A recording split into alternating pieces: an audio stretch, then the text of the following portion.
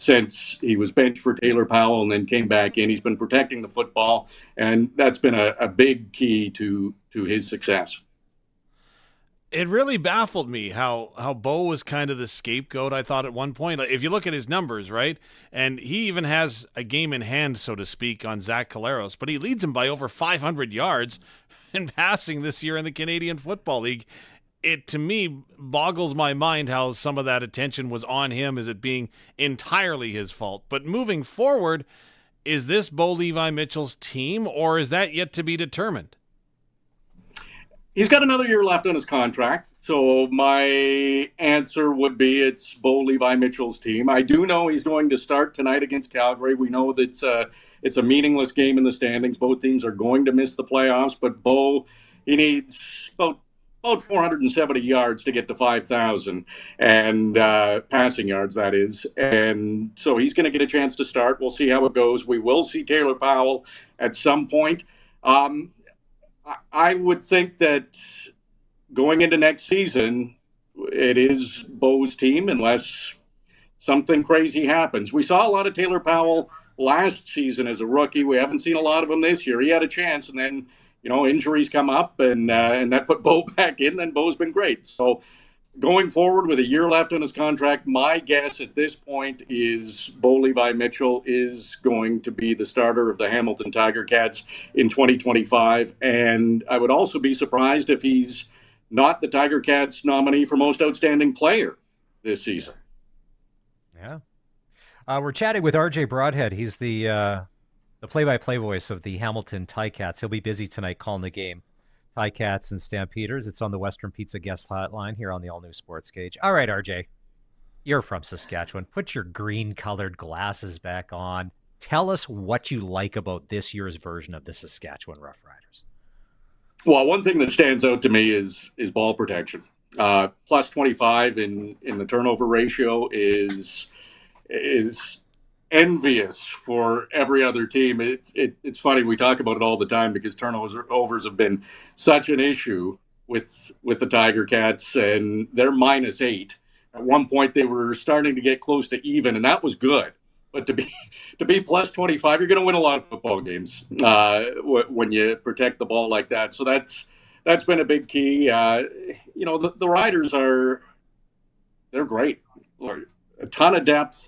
You really don't have any holes. A healthy Trevor Harris is as good as there is. He's ripped the Ticats apart many times. So we've seen Trevor Harris at his best. Scott Milanovich talks about him all the time. He was a guy who Scott Milanovich coached at one point, and Milanovich has that reputation as a quarterback guru and grooming a lot of the guys. So I like the Riders. I'm happy where Saskatchewan is, and I know I'm cheering for when the playoffs come around.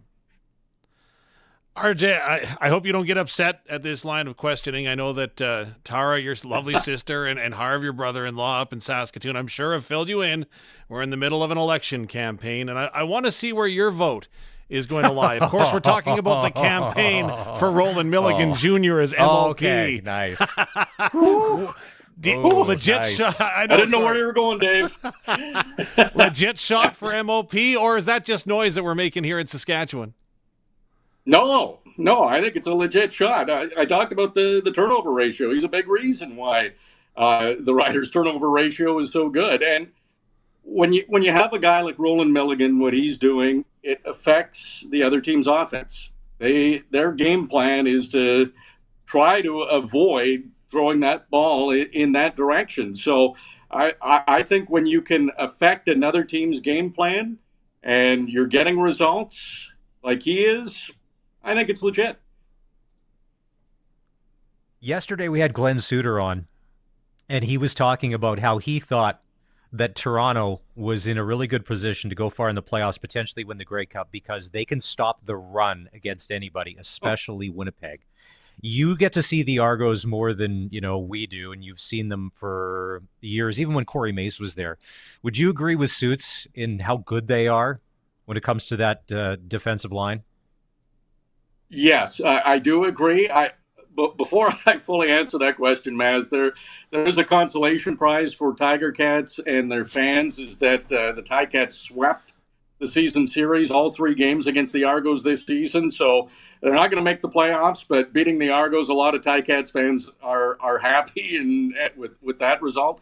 The Argos, we saw it against the Bombers. So to put some perspective, the Bombers came in here 2 weeks ago. Ticats had a bye last week, and they just dominated the Ticats 31-10. They looked great. So there wasn't a Tiger Cat or a Tiger Cat fan that thought the Argos were going to go into Winnipeg and hold the Bombers to 11 points. And you go back to that first quarter goal line stand where they stopped Williams twice, first from the 2, then from the 1, and kept them out of the end zone and turned the ball over on downs. Even a field goal would have at least been a tie game when you factor in the results. Touchdown probably would have won it for Winnipeg.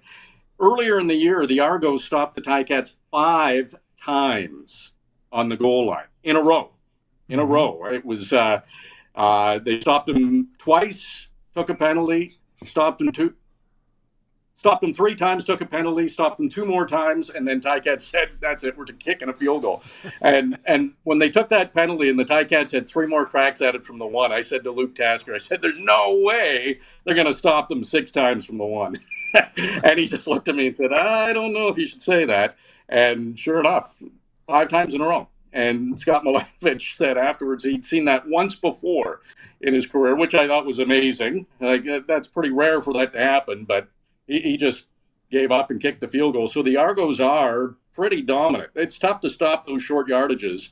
And to do it against Winnipeg twice in a row, to do it against the Ticats 5 times in a row, yes, they can stop the run. And I do agree with Glenn Suter that they're in a pretty good spot. And I think they're going to be hosting a playoff game. We'll see what happens tomorrow. That's a big one. If they beat Ottawa, they'll host, and that'll be an advantage for them. You know, go back to week 2. We were at Tim Hortons Field, the Roughriders and the Hamilton Tiger Cats, and you and I had a conversation. I don't know if you recall this off the air or not, but you said the Ticats cannot afford to have a slow start because Ottawa is no more a free space on the bingo card. And you called it right there. And I would submit to you then that you're not surprised with the success that Ottawa's had this season. Are you surprised, though, that they're stumbling a little bit down the stretch run here? So, yeah, I do remember that conversation, Dave, and 8-10 has got the Ticats in the playoffs the last 2 seasons. They could win out and be at 8-10. We know they're going to miss the playoffs. So there isn't that weak link in the East Division this season. Ottawa was here 4 or 5 weeks ago, and they had 8 wins and 1 tie at that time. And I looked at their schedule, and I said to some of the people here, I said, Ottawa could lose out. They might lose every single game remaining this season. And if the Tiger Cats can keep winning, that final game of the season in Ottawa could decide who's in and out of the playoffs. And as it's shaking out, Ottawa hasn't won. They had a really, and in the defense, the reason why I said that is they had a really tough schedule down the stretch, but they took care of business early on. And, you know, I think Ticats fans are a little bit, have a soft spot for Ottawa because Sean Burke is the GM there. He was here in Hamilton. Fantastic guy. He's done a great job with the Red Blacks. A lot of former Tiger Cats are now on the Red Blacks because, of course, Berkey's familiar with them. So there's a little bit of a connection. So I think there are some Ticats fans that are happy the Red Blacks are in. They'd like Tiger Cats to be in, but Sean Burke is a good person. He's got his team in a good spot. I think they're going to be on a losing streak going into the playoffs, but hey, you get in and anything can happen. Well, you talk about former Ticats in new places. One guy I did want to ask you about, RJ, was Jameer Thurman, because he has been sensational with the Riders this year. There's a picture online of you and him having a one-on-one conversation. Just, again, great person, great football player. He comes to Saskatchewan this year. How badly does Hamilton miss him in the middle of that defense? Huge. I for one, and I haven't investigated any further, but I was shocked when the Tiger Cats didn't cement him in. I'll admit Simone Lawrence last year won most outstanding defensive player. I voted Jameer Thurman. I would talk to Jameer, and even if they had a great game, it wasn't good enough. But it wasn't in a condescending way. It was just the way he is. We have to be there. You can always be better. You're never perfect. We can work on things. Yeah, we had a good game, but there's more to give. And I just love that about him. So I would always pull Jameer aside and have a conversation with him and try to get the seriousness. You probably talked to him a few times. He can be serious and try to get the smile going. But I'm a huge Jameer Thurman fan. Great signing for the Riders. He probably doesn't get the recognition he deserves in the CFL. No. Teams that have him know how good he is, but it has been a big loss for the Tiger Cats defense to not have Jameer Thurman, and great get for the Riders. I'm going to go a step further. The team that is playing the Ticats tonight, they're really kicking themselves they ever let Jameer Thurman walk away, the Calgary Stampeders. Yeah. RJ Broadhead, you got about an hour and 32 minutes until kickoff. You've got work to do. Thanks for doing this. Please come back. Let's do this again. You can pretend you're a Ticat person, but we'll always get you back to Riderville because it doesn't take that long or whatever. Those it's funny you'd mention them. They were just overalls to us growing up as kids, usually GWG, and now they're overalls and they're probably designer and they'll cost $300. But you know what? Hey, listen, if you didn't shop at Army and Navy downtown Saskatoon as a kid, maybe mom and dad were doing something wrong, you know? I was there. I know. And sometimes you'd get rubber boots at Peavey Mart just because they were on sale and they had a whole bunch of them. So why wouldn't you get 2 pair? One a bigger size for the next year. I'm home. Man. I'm home. RJ, thanks. Have a great call. This is the all-new Sportscage. We're going to take a break, and when we come back, Mark McConkey is going to join us. They got a tall task ahead of them this weekend, the Regina Thunder taking on the Saskatoon Hilltops. He'll be on with us just after 4 o'clock. If you want to have a little fun now and do a little winning with the Sportscage, grab your phone and text the word Riders, RIDERS, and then 936-6262, and you got a chance to. It's Scott McCauley coming from the Thunder. Scott McCauley. Did I just say Mark? Why did I say that? Sorry, McConkey's with the Rams. They're going to Saskatoon too. They got a pretty big game this weekend everybody. As well. They're all taking the same bus. Anyways, we got Rider tickets to it. We'll take a break. We'll be back. It's the all new Sportscage on 620 CKRM. The all-new Sportscage is brought to you by Sherwood Co-op Liquor Stores. Now open in Harbor Landing and Rochdale Boulevard. The Country Music Rewind with Colin Lovequist. We're going to take you back in time to the year 1990. The popularity of country music exploded. In the 90s, you had all those great acts from the 80s carrying their careers into the 90s. You had all these big superstars that came to be, and we are going to feature some of them. The Country Music Rewind with Colin Lovequist. Brought to you by Crawford's No Frills. Saturday afternoons at 4 and Sunday afternoons at 1 on Country's Greatest Hits, 620 CKRM. What type of vehicle should you use for a fall hayride? I bet you're going to be punny. An automobile? Ugh. Whatever type of vehicle you drive, fuel up at Sherwood Co-op gas bars. As a member, fueling up means sharing in the equity. Buy a car wash or some snacks from the C-store. It's like putting money in the bank. You better believe it. Sherwood Co-op gas bars. We are members. We are owners. We are Sherwood Co-op. In town, at the cabin, or on the farm. Only one rural internet provider brings you a whole home solution. Access Rural Internet now offers download and upload speeds up to 350 megs for one low price. Plus, keep entertained with Access Next TV Stream and keep an eye on your home and property with Access Rural Security, each for just $14.95 a month extra. Get more from your rural internet service. Visit myaccess.ca today. Since 1949, Nelson Homes has been providing you one-stop shopping for ready-to-move homes, panelized packages, and on-site builds. Nelson Homes' team of authorized dealers all over Saskatchewan would be happy to help you turn your dream home into a reality. In the Fort Capella area, call Calvin at 99 Builders or call 1-800-661-6534 for more information. Nelson Homes, trusted quality and service since 1949. No dugout in the pasture? You could move the cows or just put the water where the cows are. With a Keln Solar Livestock Watering System, you can put your pump pretty much anywhere without the cost of hooking up to the grid.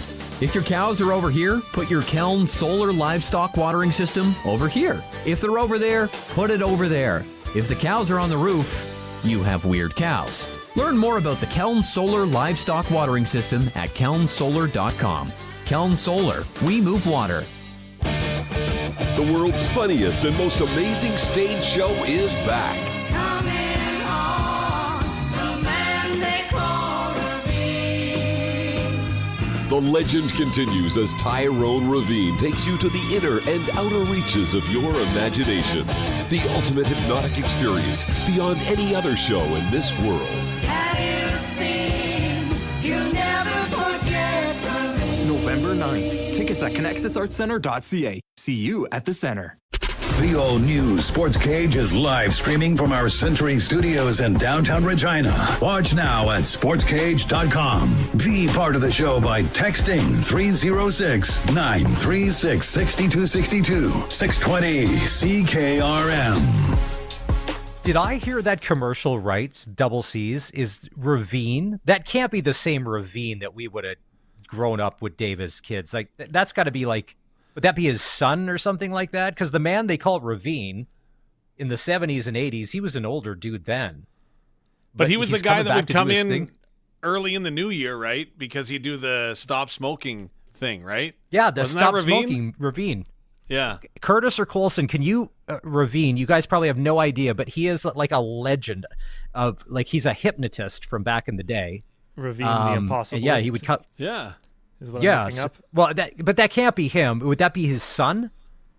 A second generation. Let me keep looking, because keep someone named looking. Ravine is coming to the Connexus Arts Center, and yes, I don't we know know if it's the we know same that. one or Okay, not. but there's probably that has to be a different generation of Ravine, because Ravine was an older guy when we were kids, Dave.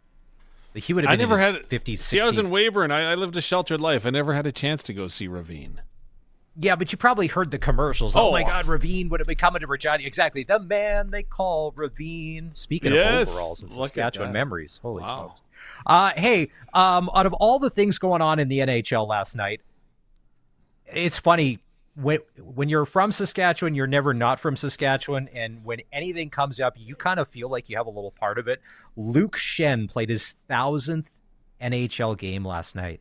And you look at him and you're like, wow, it's been 1,000 games so far. His first one was as a Leaf. Last night he was suited up for the Nashville Predators. And you know the family, don't you? Yeah, absolutely. Great Saskatoon family. Luke, his brother Braden, of course, won a Stanley Cup with the St. Louis Blues. As a matter of fact, I coached his cousin, and you'd see his dad at the school picking up the kids for lunch every day. Real cool guy. And cool story for Luke Schenn. And this story actually is about Brian Burke in my eyes. But remember, Brian Burke drafted Luke Schenn to the Toronto Maple Leafs. And so Luke went to Toronto as a real young guy.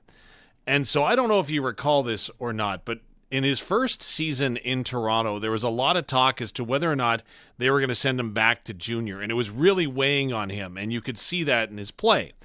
Well, during the World Junior Hockey Championship that was being held in Saskatoon that year, I had the privilege of being on the broadcast for that.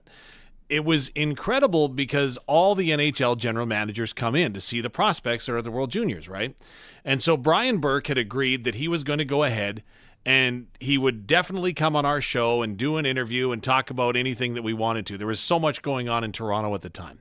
So Brian Burke agrees, and so my job was to go and pick Brian up and then to bring Brian with me to our broadcast location so that we could then do the interview and then go about our merry way. And Brian, on the way, has his phone go off. That's not abnormal. A general manager in the NHL, of course his phone's going to go off over the Christmas break. His phone goes off, and he says, okay, I'm guaranteeing you I am going to do this interview. I just have to take care of something. I'm going to be 10 minutes. If you wait for me right here, then we'll go and do the interview. And I thought, okay, he's blowing me off. Terrific. But what it was is he had went ahead and he had got a call from someone close to Luke Schenn. And so what he did was he agreed to meet his parents in the stairwell of SaskTel Center up in Saskatoon prior to this hockey game of the World Juniors. And so Brian Burke met with his parents, wanted to reassure them, hey, you know what? We know that Luke is young. We've been telling him he's going to stay. We're here to commit to you as well. We're not messing him around. We are going to have him stay in Toronto all year. There is no way he is coming back to the juniors. He's not being sent anywhere. He's not being dealt anywhere. We just want to talk to you. So he arranged the meeting to go ahead and meet Luke's parents, just to go ahead and reassure them prior to anything else happening. And I'm like, wow, Brian Burke just took time out of his day to go and meet with the parents of a player on his team to make them feel better so that they can make Luke feel better. So I felt great for Brian, but boy, can you imagine being Luke then? No, I mean, when you hear that story and knowing Eric Francis a little bit, he always speaks so highly of Brian Burke, not just as a hockey professional, but just as a person. And there's a million stories like that. Yep. Almost non-typical NHL GM type stuff where it's like, no, Berkey, he cares about the person first, and then the hockey or whatever you're talking about comes second. Like, no matter where he's been as a GM, he still does charity events in a lot of those cities that he doesn't even live anymore because he's making a contribution to the community. So that doesn't surprise me to do that. It's funny, the Schenn brothers, and like a lot of us, they play hockey the right way, the real way. Like, there's no matter how the game has changed. And when you read about him getting his 1,000th game, he had 3 different stints in the American Hockey League when he was trying to get his career back on track. So it hasn't been, he's been in the NHL the whole time and stayed up. Like, he's really had to grind for a while there to kind of get back to a good spot. And he's got a very young family as well, right? Like, him and his wife had kids a little bit later. And so can you imagine him juggling? Because how many times has there been talk about him being moved at a trade deadline, right? And the one time he was in Vancouver and his wife was expecting, and it was like, what am I going to do here? Like, I'm a hockey player. I know this is what I signed up for. But again, he's moved his family around the continent, right? Like, from Vancouver to Tampa Bay to Nashville. Again, what a list and what an accomplishment. Again, 1,000 games is nothing to sneeze at for a Sasky kid. Well, it doesn't surprise me a good Sasky guy like Barry Trotz has got a good Sasky guy like Luke Schenn on his roster, because you know what, Nashville hasn't been great the past couple of years, underachieving if they are with although they lost last night to the Oilers. Who is it? UC Saros has more points than Steven Stamkos. UC Saros, the goalie, has more points than Steven Stamkos. Yeah, there was 11 games in the NHL last night. The Oilers won. Oiler Nation is kind of calmed down a bit, although you beat Nashville. They always beat Nashville. We should preface that. I know they do. Only 3 games in the NHL tonight. Carolina's at Pittsburgh. San Jose's at Winnipeg. I know who I'd be betting on that game. And Colorado's at Anaheim, and I want to get your take on this. So it's no secret that the GM in Anaheim does not necessarily love Trevor Zegras like the administration that drafted Trevor Zegras. Okay? Mm-hmm. It's almost like a take him or leave him.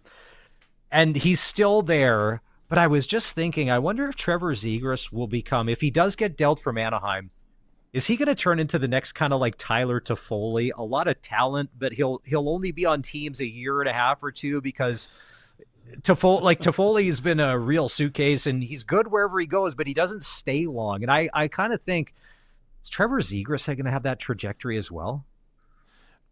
That's interesting, because there's got to be a story behind Toffoli, doesn't there, with the number of times he's moving? But like, he signed the long-term deal in Montreal 2 years ago now. And he expected to be in Montreal for a long time. He was setting up roots, and then he got dealt again. And I'm like, there's got to be something here. But you're right. He is so good at what he does. He plays such a key role, especially on the power play, right? Like, he will take time and space away from the defenders to go ahead and make his play for a teammate or put the puck in the net himself. Yeah, guys seem to love him. He scores goals wherever he goes. But for whatever reason, the GMs are like, and the other thing too, I heard some other sports radio today, and they're talking about Mitch Marner and his no move clause and all that. And I was just thinking of like, Tyler Toffoli, I know maybe your agent asks for it every time and you don't get it, but you should probably put a no move clause in one of these contracts here. Because can you imagine Luke Schen's wife? Could you imagine Toffoli's wife? How many times she's had to pack up the Tupperware and refold the clothes and put them in a suitcase because we're out of here again? Yeah, no doubt. Absolutely. Speaking of Sasky guys, I know that this is kind of going off on a little bit of a tangent for a moment, but I got some sad news this afternoon that I thought I'd just share a story. Bruce Vance, he's done so much for sports in our province. He was up in Prince Albert with the Raiders hockey team for a long time as their business manager. So as a young guy in the Western Hockey League, which I was a while ago, he would go out of his way to make sure that you were welcome, and he did that with everybody that he met. And again, he did so much in the softball world and female hockey. Of course, his daughter was a fantastic goaltender that went on to play for the U of S Huskies, and he's been fighting cancer a number of years and lost his battle with cancer and the terrible disease today. But as he's affectionately known, Bagger Vance would go out of his way to do anything for anybody. And again, if he could lend a hand or make a difference, he would. So just a real cool person. I know that his wife Leanne, the kids, have been helping him out through this battle and this journey that he's been on, that he's actually been using to inspire others as well. You can find his blog online, and it's simply sensational, just what he's been doing for others. So Bruce Vance and his family, we are thinking of them today, as well as the Prince Albert Raiders organization. Last year, they enshrined him on their wall of fame, which I thought was really cool and a very classy touch by the Raiders. So Bruce, to your family, we're thinking of you today. It's a busy night in the Western Hockey League. The Regina Pats are actually off until tomorrow. They'll host the Seattle Thunderbirds, and we'll have the game right here on 620 CKRM. We'll have our pregame show with Dante DeCaria at 6:30, and then face-off goes at 7 o'clock. Time to take a break. When we come back, what did you think of the Thursday nighter between the Denver Broncos and the New Orleans Saints? And what are things setting up for this weekend? Will the 5-0 Minnesota Vikings finally meet their match against the Detroit Lions? Stick close. It's the all-new Sportscage on 620 CKRM.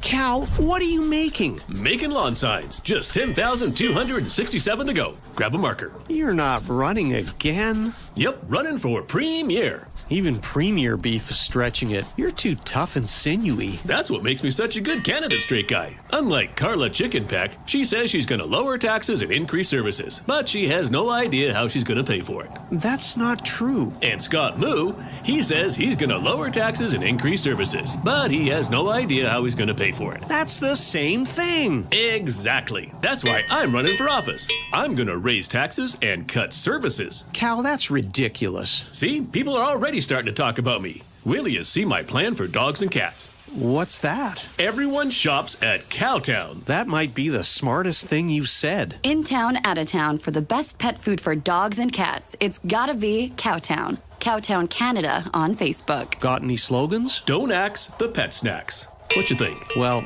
it rhymes. Since 1949, Nelson Homes has been providing you one-stop shopping for ready-to-move homes, panelized packages, and on-site builds. Nelson Homes' team of authorized dealers all over Saskatchewan would be happy to help you turn your dream home into a reality. In the Strasbourg, Last Mountain Lake area, call Dean at Solid Works Carpentry or call 1-800-661-6534 for more information. Nelson Homes, trusted quality and service since 1949. From the Sask Today newsroom, here's what's making news in Saskatchewan. Voter information cards have been sent out. Make sure you're registered to vote in the upcoming provincial election. Sask Today's team of local journalists are on the ground in communities across Saskatchewan, focusing on local topics that matter to you. Visit and bookmark sasktoday.ca and sign up for our daily news digest. sasktoday.ca. Everybody has a story. From Harvard Media, everywhere. You say move, and your cows say you tell them your water is right over there, and they say you You can't convince a cow to move to the water, so move the water to the cows with the Keln Solar Livestock Watering System. With the Keln Solar Livestock Watering System, you can put your pump pretty much anywhere without the cost of hooking up to the grid. Learn more about the Keln Solar Livestock Watering System at kelnsolar.com. Keln Solar, we move water. You know what they say about trust? Trust goes both ways. And hey, that doesn't just go for people. It goes for you and your vehicle too. If your vehicle seems to be telling you something's wrong, you have to trust that instinct. Visit your local Integra Tire dealer for all of your car's mechanical service needs and get up to a $100 rebate on a set of 4 tires on select brands. You want tires you can trust from a dealer you can trust. Trust your locally owned Integra Tire dealers. Cars Holdings Assiniboia and Schlamps Tire Grenfell. Truly local. Welcome back to the all-new Sports Cage. Connect with the show. Call 1-866-767-0620 or text 306-936-6262. Hey, we've got a special Friday edition of Double Talk coming up just after 5 with Darian Durant. We'll get his thoughts about what Plaza of Honor weekend was like for him, what he thinks about the games in the CFL this weekend, maybe a little playoff preview. But Darian will join us just after 5, and then come Monday, he'll be back to his regular time slot. It's Maz and voice of the Riders, Dave Thomas, filling in for Barney, who's going to be back next week. Double C's, Curtis and Colson, did we get a Ravine update? Where are we at? Is this old Ravine or new Ravine? Okay, so this is new Ravine at the Connexus Arts Center. Officially, they call it Ravine, the Legend Continues. Peter Ravine was the original Ravine. Mm-hmm. He's actually from Australia. Okay. And he passed in 2013. Good day, mate. Okay. And so his son, Tyrone, is the new Ravine. Who is taking it on. Fun fact, Peter Jr. was also a guitar in the now defunct band Salty Dog. Wow. Now there's something I can go into the weekend with, knowing about that guitar and Salty Dog. It was, old Ravine's son. Old Ravine's son. Should we call him Ravine Senior, maybe? Maybe, yeah. Ravine Senior. Because when I heard the commercial, it caught me off guard. I was like, wow, Ravine is still around? That's like when people run into me, like, you're still around? Like, they still let you on the radio? I'm like, okay, but Ravine's been helping people for decades. Yeah. Like, lose weight, stop smoking, like, act crazy on stage. I mean, it was nuts. Okay, so if that's his son, have you ever been to a hypnotist, Dave, Curtis, or Colson? I have worked many events because of my old job, so I've seen many of them, but I have never participated. No. Wow, what a man of many words. Like, we got to pay him by the word here. I have watched, but I am afraid to be hypnotized. Okay, so I have 2 hypnosis stories. I've tried to do the thing, where they bring in a hypnotist to a bar and you get a bunch of people on stage. Like, there's 20 chairs and people go up there, and some people can and can't. And I remember I tried that, and the guy's like, because you got to calm down your brain. He's like, no, it's just not going to work. So they sent me back to the audience. So it ended up being about 10 people.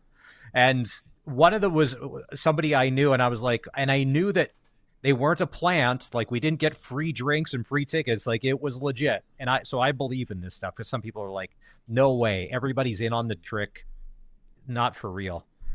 And then I ended up going through a connection, and there's a really famous hypnotist. I think she's passed away, but she did everything from the royal family. We're talking Queen Elizabeth II and stuff like that, would be flown over there to Hollywood celebrities. We're talking Johnny Carson and things like that. And she would travel around. And because I had met somebody mutually, they were describing this and said, well, she's booked up years in advance, but maybe call anyways. And so I got on a cancellation list. And so you end up going to her house, and it was her daughter, and she would have been in her 70s at that time. So you go into this room where she did it, and there was a picture of Queen Elizabeth II, and there was Johnny. There was all these different celebrities, and she would get taken all over the place to do readings. And she hypnotized me. And some of the things, there was hypnosis, and there was also like a reading. Some of the things that she told me, there was no way that I didn't say anything. There's no way she would have known some of this stuff. I'm still blown away to this day. And people will be like, it's garbage. There's no way. I don't know. That day, it just all seemed to click because I had no answers when I got back in the car. And when I got back in the car, I sat there for probably a half hour. I couldn't drive because my mind was just blown. I think it was $250 too. I didn't care. After that, I didn't care about the money. But I was like, okay, like that's a lot of money because if you were to go to see, like, Ravine's not $250. If you go to a bar, it's not, it's like $10 or $15. But it was, wow, mind blowing. I wonder what she would have quit smoking at the end of it all, or did I? Everybody smoked back then. Probably yes or no. It didn't make any better life choices after that, but it was definitely interesting. So if you're getting your tickets to Ravine, go and be all in. Just be Ravine all Jr. in. Ravine Jr. Wow, Ravine you convinced Jr. me. I can't wait to go to Ravine. Yeah. No. The guitarist is technically Ravine Jr. Oh, this is because Tyrone. Peter. Yeah, this is Tyrone. Yeah. Yeah. Okay. So NFL action last night. I was flipping channels, and by the time I had flipped from baseball over to the NFL Thursday Nighter, Denver was comfortably ahead of New Orleans 16-3. It was the Bo Nix Spencer Rattler show, and I was like, and then there was a couple of Keystone Cops plays where Rattler kept fumbling the ball and stuff. I'm like, yeah, I don't think Sean Payton came back and he got the better of his old team. Yeah, he did. It wasn't close, and yeah, I don't know. I still thought, in Denver, I looked at it, I'm like, you're getting rid of Russell Wilson? Like, what am I not seeing here? Obviously, a lot. Like, you were a let Russ cook guy? Yeah, I definitely was. I was shocked. But anyways, when Sean Payton, by the way, Sean Payton was up at the Dog's Breakfast up in Saskatoon. Yes. You'll recall back, when was that? May? Yeah, May. He was there. And that was the one thing. Don't ask about Russell Wilson. Fair enough. We won't. Yeah, no, I always thought that Russell Wilson thing in Denver, I was like, even if they would have won, I'm like, yeah, I don't think this is going to work. I think the let Russ cook thing was a Seattle thing. Like, that's where he had most of his success. And now who knows how it's going to play out in Pittsburgh. Did you guys see this earlier today? TMZ reporting that former Bears quarterback Jay Cutler got arrested for DUI in Nashville, and he on a weapons charge. And apparently the story is he was out deer hunting, and then he got pulled over. Oh, gosh. Could we find his mugshot? It's good. Can the Double C's find the mugshot? We'll find his mugshot. It's good because he looks. No one should look good in a mugshot. Well, I know. Jay Cutler's funny. Is it true that he would smoke cigarettes? In the Cutler? Because there's always pictures of him with cigarettes. Now, is that a bit, or was he actually an NFL player that smoked cigarettes openly? Because there's lots of pictures of him floating around online that he smokes while he was a quarterback. It's funny. Those old, the stories of Guy Lafleur smoking and, in the older generation, but not the young generation. There's no way that any of these young guys are going to do that. So that's why it's kind of funny. I would agree. Yeah, I think. Yeah, Guy Lafleur is the most famous guy that I can recall with the stories about his smoking. But there's other football players and stuff for sure that have done it along the way. Ray Elgard. This weekend, the big matchups, the game that everybody got circled. The 5-0 Vikings taking on the 5-0 Vikings taking on the Detroit Lions. Arash said yesterday that he thinks if it's all going to come crashing down for Minnesota, that this is the game and this is the team that could do it because Detroit is going in the right direction. Not that Minnesota hasn't, and we'll see, because if the Vikings do end up winning, you'd have to consider them legit because then they've actually beaten some good teams. And the beatdown that Detroit put on Dallas Dallas is not exactly world beaters. So that should be the best game of the weekend. And the worst game of the weekend, and we mentioned this yesterday on the show as well, Patriots and Jags. Yeah. Don't bother getting up at 7 a.m. to watch that. That's going to be a tough watch. All right. We're going to take a break. When we come back on the all-new Sportscage, it's Friday. And what that means, Friday Night Lights for Regina Motor Products. We'll give you a rundown of the big high school football games going on in the province. If there's anything we missed, you can always shoot us a text or a quick email. Oh, there we go. There's Jay. If you're watching the stream at sportscage.com, Colson, I want that to be your new profile picture on Twitter because you don't even have a profile picture. Put that up because all you have is a C. All you have is a C. We'll take a break and be back. It's the all-new Sportscage on 620 CKRM. Be prepared for what Mother Nature throws at us because we never know what kind of wild weather is in store. Shorty Generators is authorized and trained to service all the major home standby generators, offering the largest selection of generators in Saskatchewan. Generac, Kohler, Champion, Cummins, and Briggs & Stratton. Now is the time to get your generator serviced and ready for the upcoming storm season. To book your service or to learn more about generator maintenance, visit shortygenerators.ca. The generator experts. When you want the best for your truck, you want Line-X. Your truck has withstood the harshest elements Saskatchewan has thrown at it. Rocks, gravel, rain, sleet, and snow, and left with no chips, no rust. Line-X protective coating keeps your truck's bed liners, rocker panels, and bumpers looking like brand new. Don't settle for Brand X. Go with Line-X. It's serious protection. Come see why everybody loves taking their truck to Line-X Regina for their rocker panels, bumpers, and more. Line-X. Make your truck complete. 1865 McCarra Street. Another great opportunity is here with Yorkton Auction Center. The Gabbard Farm Auction is open for bidding and will be closing Wednesday, October 23rd. Don't miss your chance to bid on grain trucks, a cat scraper, Kello disc, heavy harrows, augers, and more. The clock is ticking. Get in on the action and place your bids now. It's the Gabbard Farm Auction closing Wednesday, October 23rd. Visit yacauctions.com. That's yacauctions.com. Your friends at Prairie Gun Traders in Avonlea have exactly what you need this fall. From muzzle loaders, rifles to shotguns, you are totally covered this hunting season. Plus, browse through their great selection of ammunition, optics, calls, trail cams, scents, knives, and more. The hunting store that has it all. At Prairie Gun Traders in Avonlea. You have a friend in the game. Main Street, Avonlea, or check out prairieguntraders.ca. Calling all farmers, ranchers, and producers. Did you know you hold the key to a resilient agriculture future?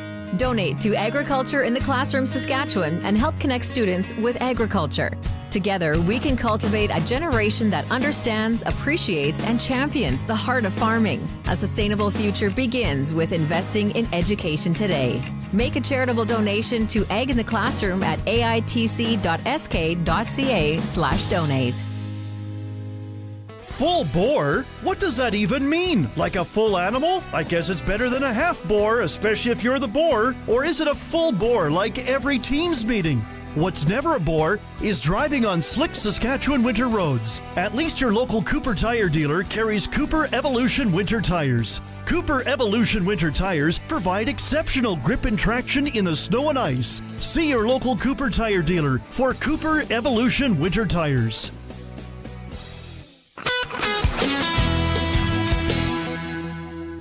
It's 4 o'clock. Good afternoon. It's mostly sunny and it's 14 degrees in Regina. I'm Corey Atkinson from the Harvard Media News Center with 620 CKRM News for Sherwood Co-op, the proud supporter of our community with over 500 donations to the local charities and nonprofits annually, and by Mercedes-Benz Regina for those who can. Mercedes-Benz-Regina.ca. The Saskatchewan Party leader, Scott Moe, continued his tour across the province this morning with a stop in Yorkton. He laid out the province's affordability plan if they're re-elected. And that's why over the course of the past 3 weeks you have seen in our plan a very concise and precise plan, a focused plan on making life more affordable for Saskatchewan families that are going to live here, more affordable for students that are living in our communities, more affordable for seniors, our parents and grandparents that are living in our community. The plan would increase the Graduate Retention Program benefit to $24,000, double the Active Families benefit to $300 per child, and offer a $4,000 annual home renovation tax credit, rising to $5,000 for seniors. But the NDP wants answers from Scott Moe's Saskatchewan Party after a candidate's 2 children and their use of a school change room were brought up in the election campaign. Moe said this week that the first order of business, if his party is re-elected on October 28th, would be to ban, quote, biological boys from using girls' school changing changing rooms. The promise came after Mo said he learned of a complaint about 2 biological males changing for gym class with girls at a southeast Saskatchewan school. The NDP now says a parent of the 2 children who are the subject of the complaint is a candidate for that party. For the latest coverage of Sask Votes 2024, including profiles of all the party leaders, go to 620ckrm.com or sasktoday.ca. Deputy Prime Minister Chrystia Freeland says she's confident the majority of Liberal MPs still support Justin Trudeau as party leader. Her remarks come ahead of what promises to be a tense meeting of the Liberal caucus in Ottawa at the next caucus meeting, where some MPs may confront the Prime Minister about stepping down. While a growing movement of MPs have been trying to convince Trudeau to leave the position, he has so far not wavered in his plans to stay on. And a rare copy of the U.S. Constitution printed 237 years ago and sent to the states to be ratified has sold for $9 million at an auction in North Carolina.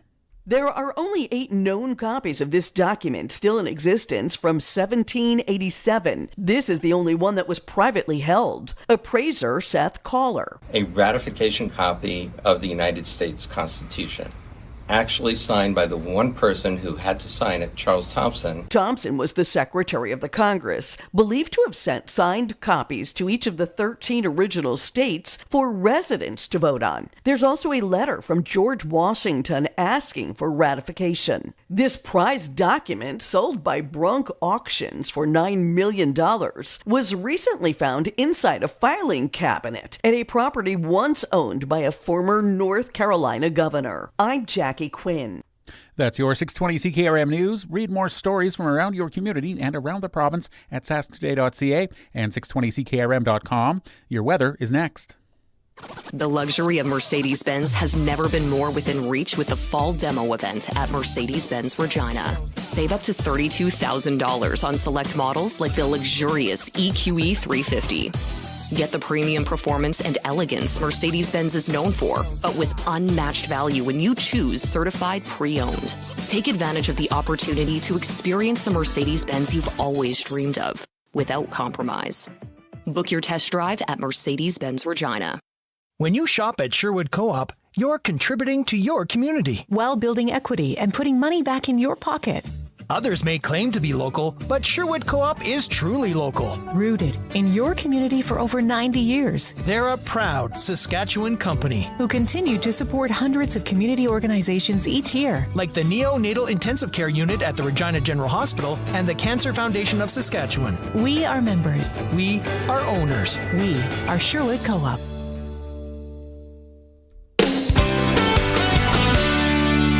And now it's time for your 620 CKRM Precision Weather Forecast for Linex Regina. Serious protection, killer looks, 1865 McCarra Street, and brought to you by Wolf Industries, your truck repair specialists in Grenfell. Servicing all sizes of trucks, SGI accredited. Tonight, mainly clear and a low of 1. Tomorrow, partly to mostly sunny and a high of 18. Sunday, partly sunny and a high of 18. And on Monday, more cloud coming in and a high of 20. At this hour in Moose Jaw, it's mostly sunny. Winds are from the southwest at 30, gusting to 42, and it's 16. Regina is also mostly sunny. Winds from the southwest at 21, gusting to 32, and it's 14. For more local news that matters to you, subscribe to the daily newsletter at sasktoday.ca. When you want the best for your truck, you want Line-X. Your truck has withstood the harshest elements Saskatchewan has thrown at it. Rocks, gravel, rain, sleet, and snow, and left with no chips, no rust. Line-X protective coating keeps your truck's bed liners, rocker panels, and bumpers looking like brand new. Don't settle for Brand X. Go with Line-X. It's serious protection. Come see why everybody loves taking their truck to Line-X Regina for their rocker panels, bumpers, and more. Line-X. Make your truck complete. 1865 McCarra Street. Whether Smokey's after you or not, when you're on the road in your big rig, you're in a hurry to get to where you're going, and you need a part shop you can trust. Wolf Industries is the premium choice. They're your family-run truck mechanic shop with a full line of parts for big semis, with certified AC technicians for the hot summer. Stop in at their Grenfell location for all the parts and repairs you need. They're SGI accredited for safety inspections and have 24-hour emergency call-out. Wolf Industries, the best for your truck. 10-4. Broadcasting from Century Studios in downtown Regina, Harvard Media presents the all-new Sports Cage, where Saskatchewan comes to talk local sports. Brought to you by Nelson Homes, supplying home packages and RTMs for over 65 years. Be a part of the show. Call 1-866-767-0620 or text 306-936-6262. The all-new Sports Cage. Streaming at sportscage.com and on the radio at 620 CKRM. In about an hour's time, we'll have a special Friday edition of Double Talk with Darian Durant. Doubles was inducted into the Ryder Plaza of Honor last weekend. We're going to chat with him about that and what he thinks about the CFL games going on this weekend, so stick around. Speaking of the Riders, they were getting some big-time shout-out today from some celebrities. We'll let you in on that before 5 o'clock. It was pretty neat. It was a guy, and I had mentioned this a few times before on the Sports Cage about this. And there's a little bit of a story behind it. So we'll get to that. Hey, if you want to be part of the show, Capital Ford Lincoln text line, you're more than welcome. You've got something to say, you got a comment, 306-936-6262, Capital Ford Lincoln, Saskatchewan's #1 Ford retailer, capitalfordlincoln.com. Now, the coaches will never admit to this because they can't, because they've got to stay level-headed, humble. They've got to keep the players in line all throughout the season. But to the average football fan, if you would have said, hey, at the start of the PFC season, who's going to be playing for the championship, we all would have said Hilltops and Thunder. And that's what will happen on Sunday afternoon at SMF Field. Saskatoon and Regina Thunder making the trip north to take on the Saskatoon Hilltops. Scott McCauley, head coach of the Thunder, joins us on the Western Pizza guest hotline. Scott, what has the message been since the win over Calgary to get ready for the Hilltops, a team that has beaten you twice so far this year? I think to kind of begin with, like, winning any games in our league, it's not easy. Like, it's all games are, pretty close, and there's a lot of great players and a lot of great coaches. So biggest thing is like one, enjoy the win after Calgary.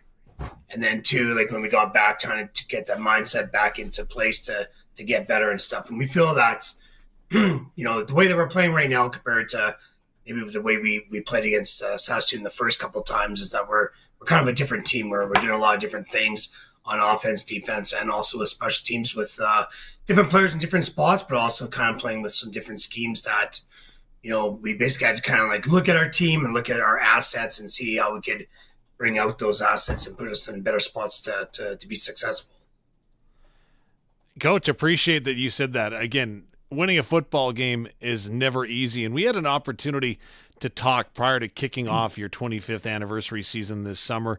And the one thing you mentioned in that conversation was how happy you were with your team's off season and the work that the team had done and put in the gym and getting bigger, stronger, faster. Have you seen that work pay dividends this season?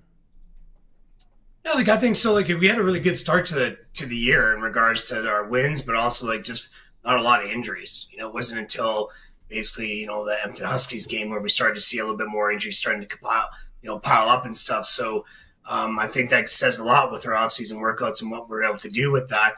But then also even right now, I feel like we're strong across the board. In practice, we haven't really had to slow down the amount of reps we're taking, and then also you see with the line play and stuff, we're still getting some good push. So I think the off season definitely plays into that, and also being able to maintain that strength throughout the year is huge as well. So when you look at the Hilltops, if you're going back to look at the game tape of the first two games, give us one or two takeaways from those earlier Hilltops games where like you said, you're a different team than then.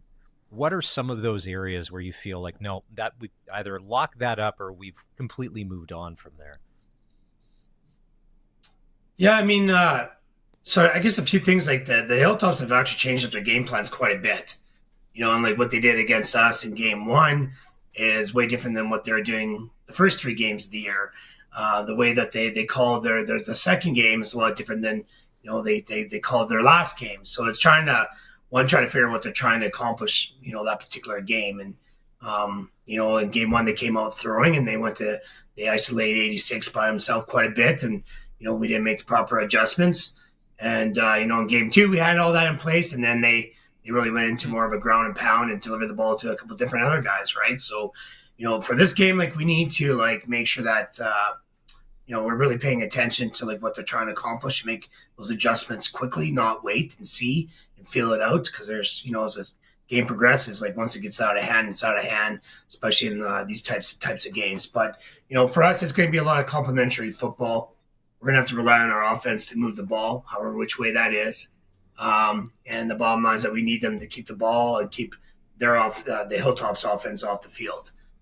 We believe in our defense. We have a great defense, but, Saskatchewan has a couple players that are, home run hitters, right? And you want to try to slow down their momentum a little bit and take the ball out of their hands.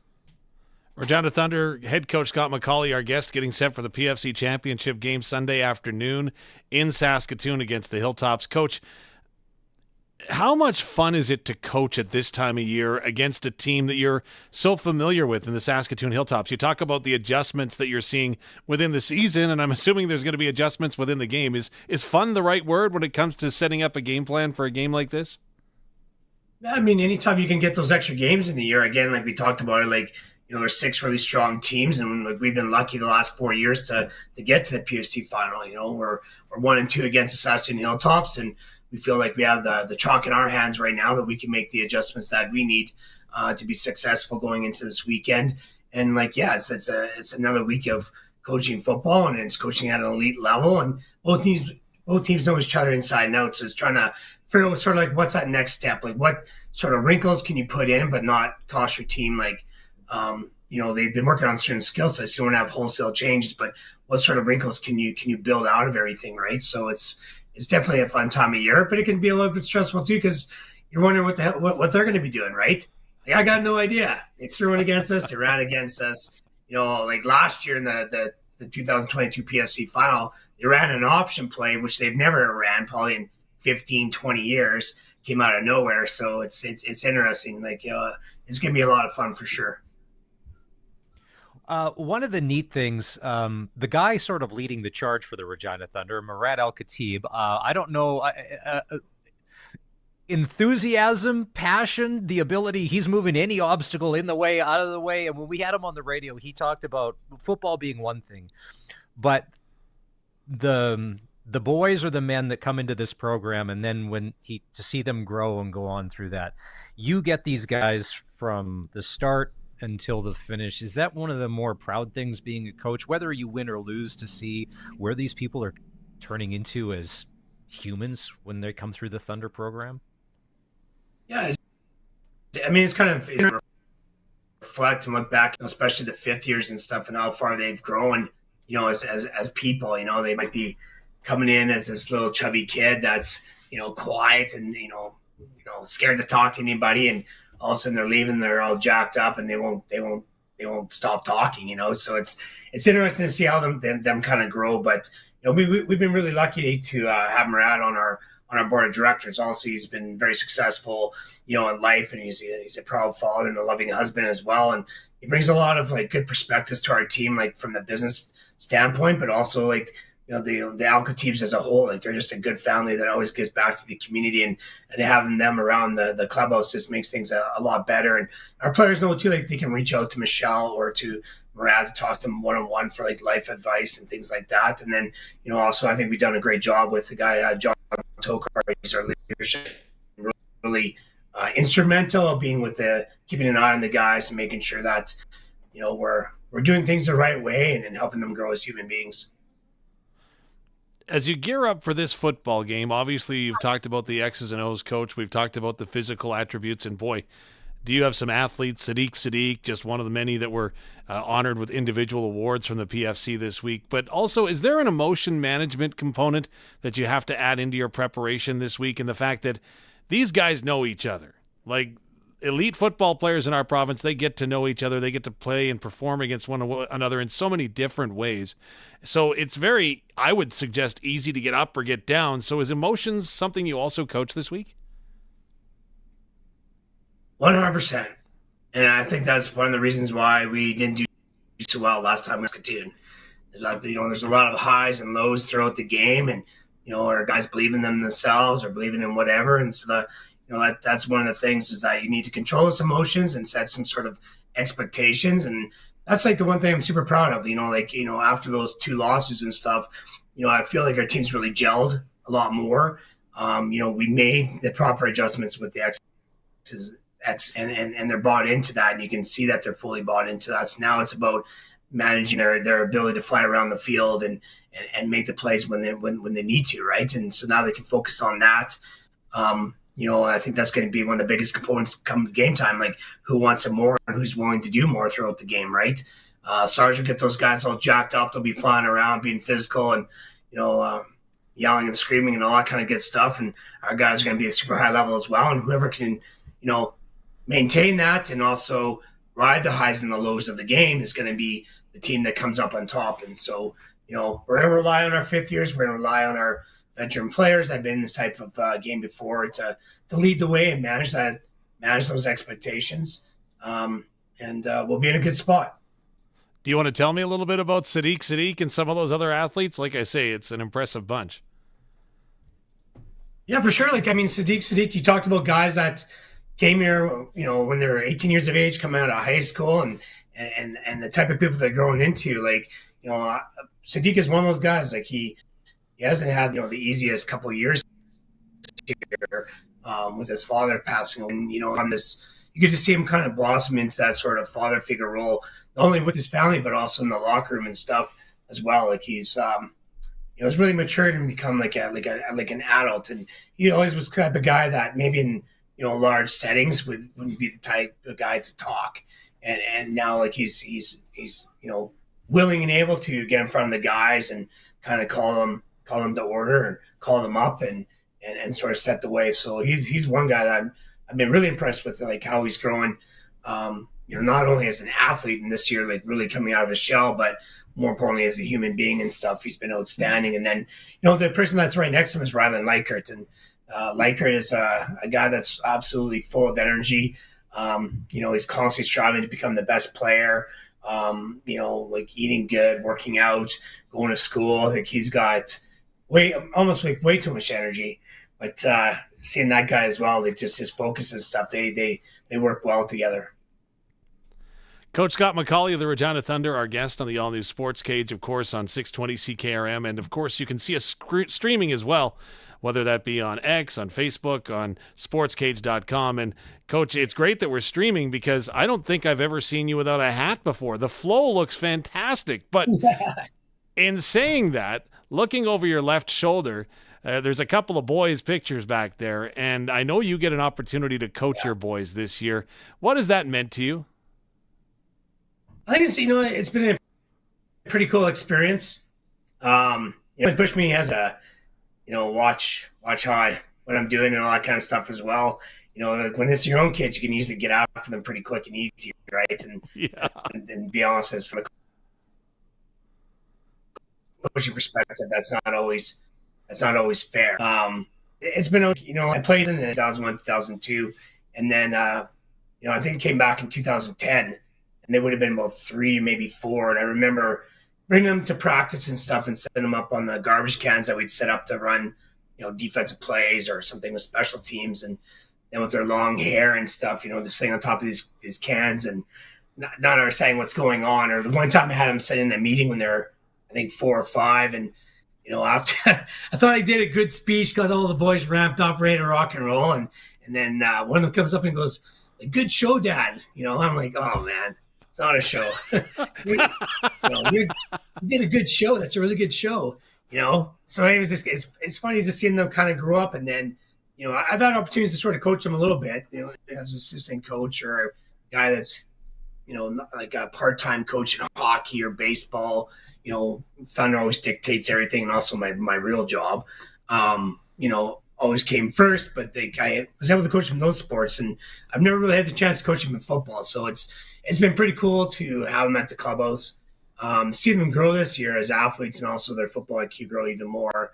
And then also just see like how they kind of like communicate and interact with the other players and stuff. And, the other thing too is like you think you spend a lot of time with them, but I find I spend less time with them now because, like they don't want to hang out with me when they're at the clubhouse. They want to hang out with the boys, right? So where they used to come and visit. We could sit down and talk for a bit. Well, that ain't cool. They can't be with their old man. So the bottom line is that I feel like I don't see them as much, but or get to spend time with them as much, but definitely see them all the time. Obviously, coaches Probably like that you. one. Sorry, go ahead. Oh yeah, Coach no, McCauley, yeah, no, go ahead, Dave. I was going to jump in that you can be the head coach and you can be all of those things, but they could always run to mom, your wife, if you're ever really getting out of hand or whatever, and they really need the boss to step in and have a word. Oh yeah, no, she might actually want to win football games more than anybody else in this house. She's been on a rage here this week, trying to get everybody ramped up and ready to go. But what's interesting too with her is it's really become a family event. Like, she came to around the clubhouse during the week of practice and stuff, and now she's always kind of around there with the dogs and checking things out. So, it's pretty cool. Like, she'd always be at Winston-Newell, their high school practices or RMF practices, and never at my practices with the Thunder. And now that the boys are there, all of a sudden she's showing up all the time as well. So it's been pretty darn good from a family perspective. I've often argued when I've been trying to recruit coaches, whatever sport it's been, and my pitch is that as a coach, you're probably going to get just as much out of it as the kids that you're coaching. So, agree with that? Yeah, no, 100%. I mean, you got to do this for not only the love of the game, but the interaction with people and stuff. And I think that when you start to reflect about the year or the players that have gone 5 years to the program, you kind of think about all the things you've learned from them, and it is pretty special, and you do learn lots from the players, and everybody comes from different backgrounds, and the way that they interact with people or the way they make decisions and stuff, it's always unique. So it's a great learning lesson. And even the other day I was thinking about some of the decisions I made as a coach, or what I've said to guys with pre-game talks or whatever post-game talks, like they changed over the years, where I'd be yelling and screaming, trying to get them ready to rock and roll. And now it's more calm and let the boys take care of it. And, some of the players have sort of taught me hey, chill out, man, we got this, so it's you're always learning as a coach for sure. Okay, before we let you go, I promised Sheila that we wouldn't tie you up long, Coach, and I appreciate you doing this. Coach Scott McCauley of the Regina Thunder, as they get set to take on the Saskatoon Hilltops PFC final Sunday afternoon at 1 o'clock. What has to go right for the Thunder to raise a trophy at SMF Field on Sunday afternoon? Well, then I'd be telling you a game plan. Oh, no, but to be honest, Tom Sargent's listening. Yeah. I mean, it's not hard. It's the team that shows up. I mean, playing against them is hard, but winning football games isn't that hard. It's the guys that show up and do their jobs and do it to the best of their capabilities, and play the full 60 minutes and play with that sort of that grit and that passion. And it always seems to be the teams that always win, right? And so for us, for us to be successful, we need our defensive guys to tackle. We did not do a good job tackling last game against them. Like Corbin Eben, he's a great running back, and he got a lot of yards that he should have not gotten if we would have made the tackle on early contact. So that's huge. The other thing too is they got great receivers. How do you find great receivers? You got to attack the hands. They're going to be attacking the ball, attack the hands. It's an opportunity for us to hopefully, not have as many big plays against. And that's not a big game secret. That's just playing football, For us to be successful too, we need to control the clock. And to control the clock, you need to run the ball or not turn over the ball. Turnovers kill you. And the more that we can keep our defense off the field, which means that our offense has the ball and we're controlling the clock and moving the ball, the more successful we're going to be. So how we do that, you'll see on Sunday. But I think those are kind of the main themes. And some things I pushed our coaches on, we looked at all our assets or inventory within our team, players, plays, all that stuff. And I think we put together, a solid plan here the last couple of weeks, and we need to continue to do that. And, I don't care how my offense coordinator just to move the ball, but at the end of the day, we got to move the ball and control the clock. And if we do that, we'll be in a good situation. Well, I can only imagine what the bus ride home will be. You win that game and that trophy, and it's going to be an awesome 2.5 to 3 hours, depending on how long it takes to get through Davidson and stuff. Coach, best of luck this weekend. The PFC final. Regina Thunder, and Saskatoon Hilltops. We're going to take a break and come back. And when we do, the all-new Sports Cage and Friday Night Lights, we're going to take a look at high school football going on around the province as the regular season winds down and some of the playoffs are kicking in. And as always, if you want to be part of the show, you can always call us or text us 306-936-6262. It's the Capital Ford Lincoln text line.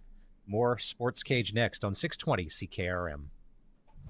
The all-new Sports Cage is brought to you by Bronco Plumbing and Heating, where professional service is guaranteed. They'll treat you right. 781-2090.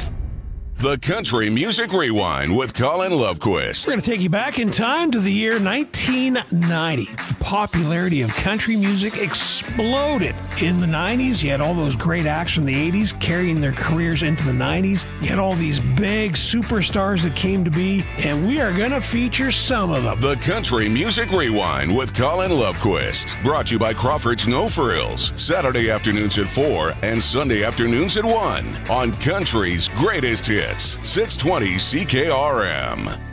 You get home from work, and as soon as you open the door, you realize, oh, this place smells like shocking surprise. You've got sewer problems. Let's be honest, sewer problems literally stink. You need to call someone who will get your sewer situation all sorted out. You need the sewer experts at Bronco Plumbing and Heating. They're number one in the number two business. Bronco Plumbing and Heating, serving Regina, Moose Jaw, and the surrounding area. 306-781-2090. Give them a call. They'll treat you right. The Saskatchewan Party will make life more affordable for students, for homeowners, and for families. We'll increase the amount students get back through the Graduate Retention Program. We'll increase the first-time home buyer's tax credit.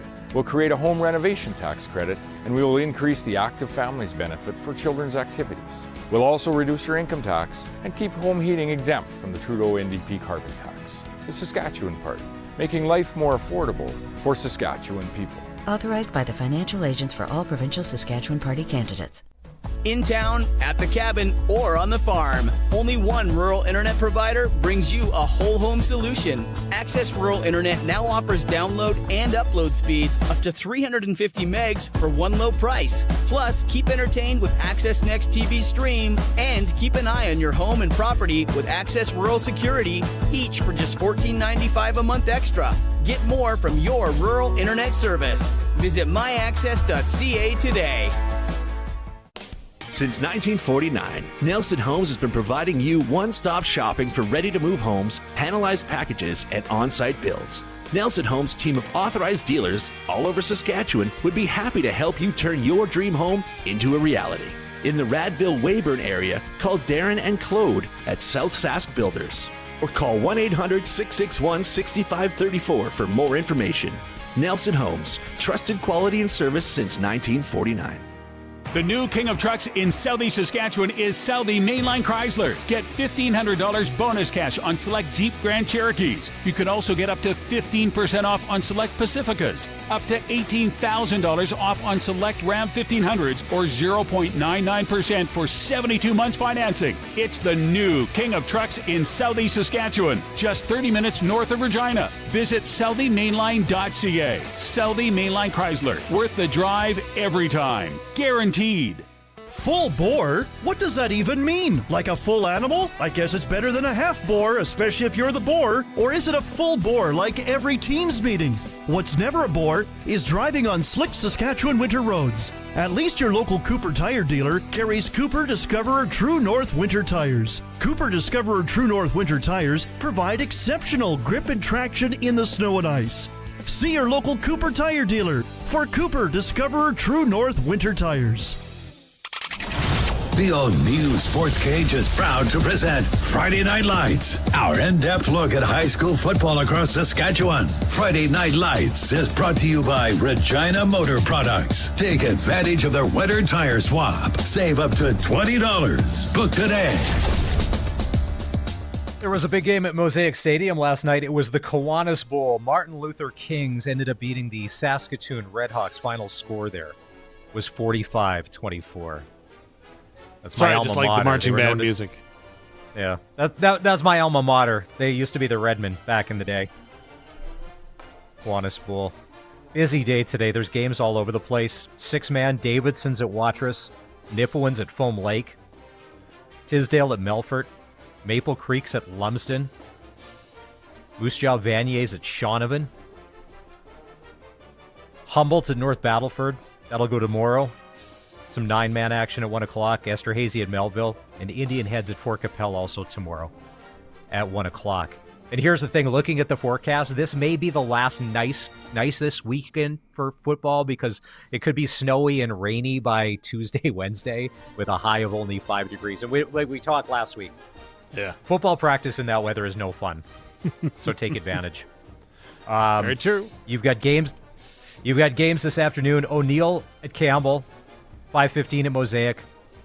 Winston Knoll taking on Levoldus at 7:30. Riffle and Miller get the bye this week. Sheldon Williams is taking on FW Johnson, 5:15 at Libel.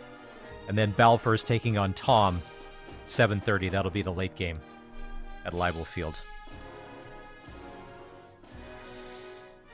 Oh. Right about now, how many, like we just talked with Scott, so head coach of the Thunder, and he talked about his pregame speeches. Sometimes it's rah-rah, maybe kick a garbage can, and now it's kind of calm and cool. Dave, for a lot of these high school games that are getting started here in the next few minutes, are we revving the gang up and kicking a garbage can? Or is Dave Thomas calm and cool delivering the pregame speech to the troops? Dave Thomas, the coach, was always very, strategic in his wording going in. The best pregame speech, though, we ever had with a member of the Weyburn Eagles. We're in at halftime, and we had guys going down with injury all over the place. And the coach's halftime speech, guys, quit laying on the field. So that tells you about our 0 season in grade 10. Quit laying on the field. Now get out there. You know what? This Friday Night Lights has been a huge success so far this season, and it's because of the moms and the dads and the emails, hi@sportscage.com, and the text to the Capital Ford Lincoln text line. Keep us updated, 306-936-6262. Hey, listen, if you're just even texting in to brag about your kid and not even the other kids on the field, all right, you know what? You can keep sending those in. And thank you to Regina Motor Products for sponsoring Friday Night Lights or whatever. It's a big weekend for football. And as we talked, it's funny. They start here 6-man, 9-man, 12-man, end up Thunder, Hilltops, guys like Logan Ferlin who end up in the CFL. 3 games in the league tonight. And if you missed our very first interview of the show, we talked to RJ Broadhead from the Hamilton Ticats. Go check out the podcast because Dave asks RJ a question and he doesn't know it's coming about voting in the election. And I swear I was watching his face. I thought he thought you were asking him legitimately about the election in Saskatchewan, and you were going to be like, what are your political views and how are you going to be voting in a couple of weeks here? Man, oh man.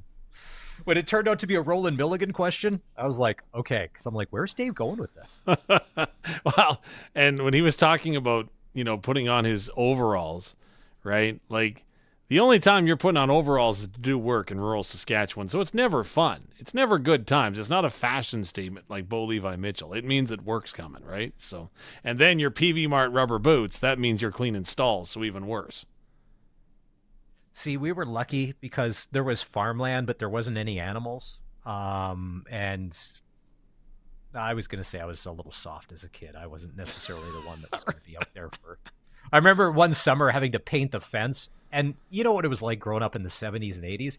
Your parents were not afraid to fire you from a job, but then rehire you instantly and then make the work conditions even worse. Like, you weren't going to get out of it. That's what I'm trying to teach the kids, is that when we were growing up, it didn't matter. You were not getting out of it no matter what or how you acted. You were going to, if your sentence was to paint the fence, you were painting that fence regardless of how this was going to play out. Yeah. You know what's amazing in agriculture is that, in broadcasting, you get an opportunity to do cool things, right? So there was a tractor that was being launched last year up at Saskatoon at Ag in Motion. Actually, that was where I saw some of the crew from here, right, with Sask Ag Today. So we're up there and, hey, do you want to take this tractor for a spin? And I'm like, oof, I don't know about that one. But sure, why not? And I climbed in, and I could have sworn that I was climbing into a simulator at Zippy Mart growing up as a kid, because I had no idea. It was like you're going to operate a video game.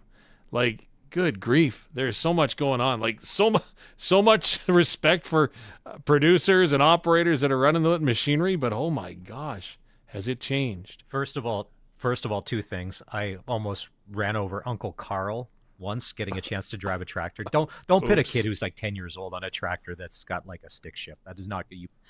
Anyway, that was not a good day. What the hell is Zippy Mart? You don't know what I guess the Zippy Mart is the place in Weyburn. It wasn't Buffalo Bills. Buffalo Bills was the big arcade growing up. So you'd go to Buffs. And I didn't go there very often, but to give you an idea of how old this was an arcade that allowed smoking back in the day. So yeah, the arcade that we used to go to was called Crazy Leo's, and yeah, it was kids. You'd park your bike outside, and you'd go in there, and people were smoking cigarettes and playing Donkey Kong and Space Invaders, and Zippy Mart, same deal.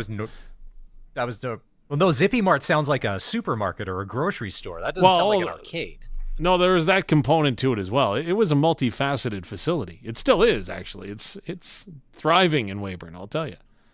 But yeah, it was like a gas station. Is it like is it a gas station and it had arcade games? Is it like They had arcade games. They had a little restaurant there. They had a convenience store.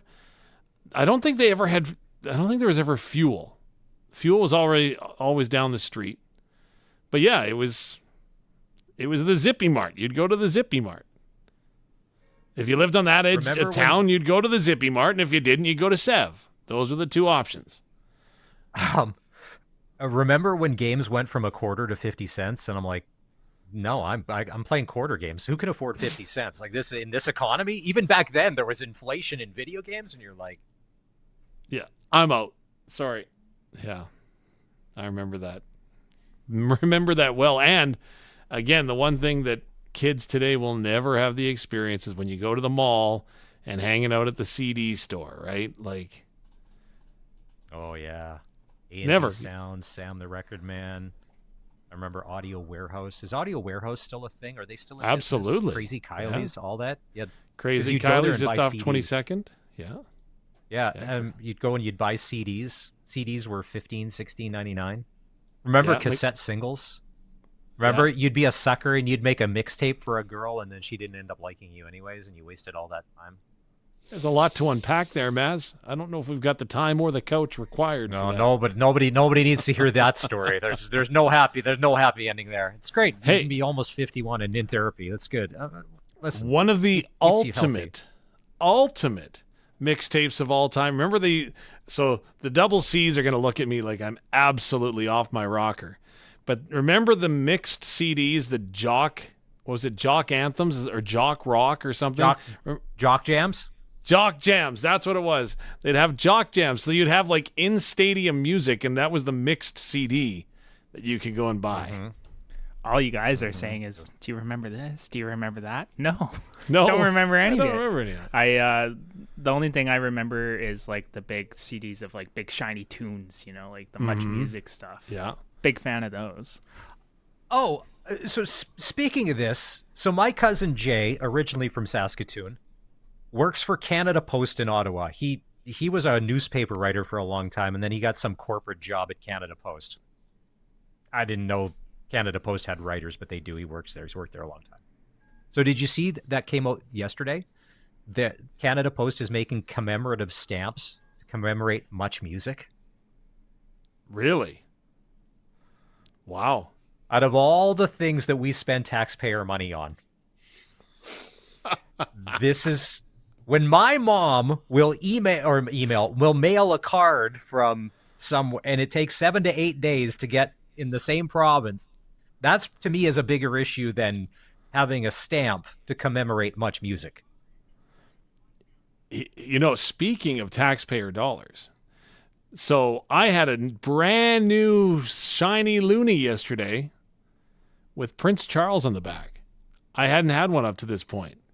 Now, what's ironic is that there must be something different between the weight of his crown and the weight of Queen Elizabeth's crown, because the coins aren't the same weight, so it actually gets eaten So if you try to use it in a vending machine or a parking meter in downtown Regina, the new loonies don't work with Prince Charles on them. Or King Charles, sorry. That's how long her coins have been around, that the weight of the crown is now not calibrated. Yeah, I think that's what it is. That's what boy. I was reading this online last night. So, of course, that tells you what I was doing during that bore fest of a football game. But, yeah, apparently the weight's off. So there you go. You're welcome, Saskatchewan. You're welcome. The Pats are going to be back home tomorrow night to take on the Seattle Thunderbirds. We'll have the game here at 6:20 CKRM with the pregame show starting at 6:30. We are trying to track down Zach Moore of the Pats to get him on the all-new Sportscage to chat about the season so far and what he thinks this team can turn into by the Christmas break and beyond. Time to take another break. It's the all-new Sportscage on 620 CKRM. Still to come, Double Talk with Darian Durant. We'll just do that after 5. And if you've missed any of the show, you can always catch up with the podcast on our website at sportscage.com. Water heater and water softener rentals are now available at Bronco Plumbing, Heating, and Cooling. Instead of paying big money up front, you can rent a water heater and water softener directly from Bronco without the worry or hassle. They have a long history of renting water heaters and water softeners, and they're maintenance-free. Bronco comes and does all that for you. Saskatchewan's best water heater rentals are from Bronco. Call 306-781-2090. Professional, courteous service. BroncoPlumbing.com. Hi, I'm Deb Davies with the Saskatchewan Foster Families Association. We're celebrating Foster Families Month this October, thanking foster parents for their commitment to families. Fostering can be a rewarding way to make a meaningful difference in a child's life. Consider joining us. Our team provides ongoing training, advocacy, and support. If you've ever imagined becoming a foster parent, please reach out today at saskfosterfamilies.ca. Local communities are at the heart of what we do. Last year, more than 200,000 Saskatchewan people reached out for help through United Way's 211 service. When our friends and neighbors struggle, communities struggle. With your support, we can answer the call and connect to hope and help. Each of us have the ability to be there for our neighbors. Show your local love by donating today. Visit UnitedWayRegina.ca and change lives today. Change begins with support. There's good surprises. Shh, here he comes. And there's bad surprises. Looks like your trailer pipes froze and burst, pal. Surprise. Time to winterize your unit. Take it to affordable trailer sales and avoid the bad surprises. Because in no time, surprise, it'll be spring once again. Affordable Trailer Sales, Highway 1 West, South Service Road, or visit affordabletrailerSales.ca. The ball is snapped. He scans the field. He's going deep. What a play! Rider fans, make your own great play by going to riders5050.ca. You can now buy tickets for every game, home or away. And don't wait for the last minute. Get in on the amazing early bird prizes. Everything raised is used to support minor football in Saskatchewan. Support a great cause and just maybe score a big win. Get your tickets today at riders5050.ca and go Riders! Sponsored by ISC. Hi, this is Stephen Arndt from the Tire Stewardship of Saskatchewan. We're the ones responsible for recycling your tires. We're a non-profit corporation that was established to serve as the scrap tire recycling program operator in Saskatchewan, approved by the Ministry of the Environment. We're responsible to all stakeholders, including consumers who pay the tire environmental fee, the collectors, the Ministry of the Environment, and the people of Saskatchewan. Visit tssk.ca to see how you can recycle your tires. All-new Sportscage continues. You can watch our live stream at sportscage.com and always on the radio. Saskatchewan's voice for local sports, 620 CKRM. We talked about this on the show yesterday. When it comes to Major League Baseball, it seems like one day it's a blowout for one team, the next day it's a blowout for the other team. Bottom of the fourth inning, it's the New York Mets, now 9, the LA Dodgers 2. Last night, the Dodgers blew out the Mets. Final score there was 10-2. It'll be interesting to see tonight in Game 4 between the Yankees and the Guardians. Will that walk-off home run spark the Guardians, or was that going to be a blip on the radar for the Yankees and they're going to end up in the World Series anyways? Probably going. Again, Cleveland's first game at home of the series, right? What is it? A series doesn't begin until somebody loses at home is what the cliche is. So unfortunately, I think that's going to happen for Cleveland tonight. But good on them, right? They were down bottom of the ninth. They get the game-tying home run, and as we heard off the top of the program, if you missed it, oh yeah, the game-tying shot, Colson, and then the game winner. Yeah, Colson, you don't have to play the whole thing. For anybody that missed the start of the show, can you bring up the Spanish play-by? Dave, I know you do English play-by-play. The Spanish play-by-play of this home run yesterday by, well, here's the thing. They call him Noel. His real name is John Kenzie Noel, and he's called Noel Christmas. And I didn't know this. That was a pinch hit. Like, he wasn't even playing. They put him into pinch hit. In the ninth inning, coming to... ¡Feliz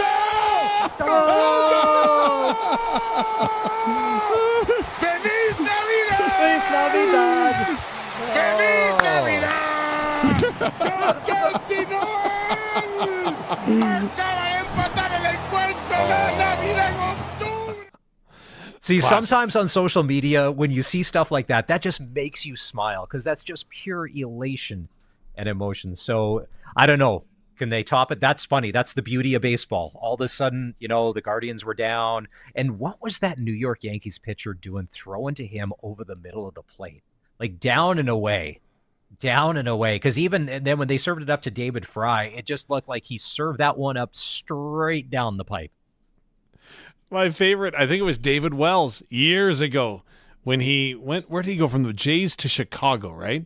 And so he was pitching in Chicago, and they were all over him because he was in a bad stretch. And he was being interviewed after the game because they asked, well, why would you put the ball there? He goes, if you seriously thought I was trying to throw the ball there, then you should probably not be watching the game because clearly that wasn't where the intention of the pitch was. But yeah, ended up there.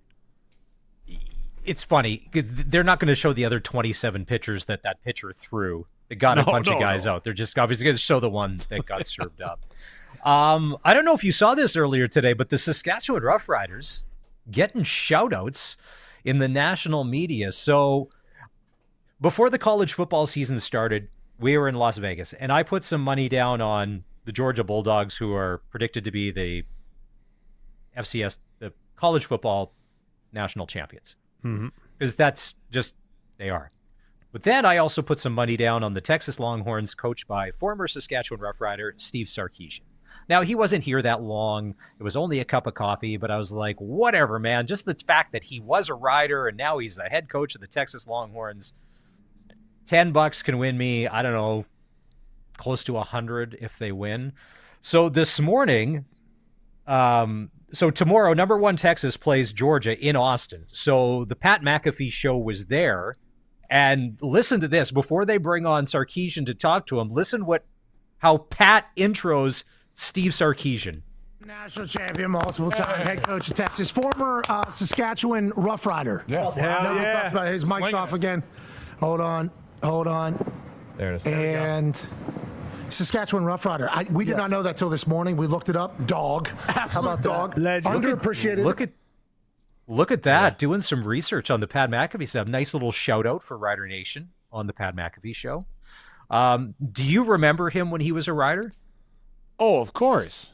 I remember him because growing up, I was always the fan of the backup quarterback. So like Tom Burgess was my guy. Then the guy that I'll never forget that I thought was really, really good, and it turned out that I was really, really wrong, was Kevin Mason. Remember that name? Yeah. And we had Tino Sinceri for a while, who I really liked to cheer for. Know what I wanted to bring up when we had suits on yesterday? Remember Seth Daggy when he got a start and he threw like 9 interceptions in the first 4 passes he threw as a Rider? It was almost statistically impossible to be intercepted that many. He just had a horrible start, never to be heard from ever again. Remember Seth Daggy? There were some Seth Daggy fans out there. Yeah, Tino Sinceri, Kevin Mason. Who else?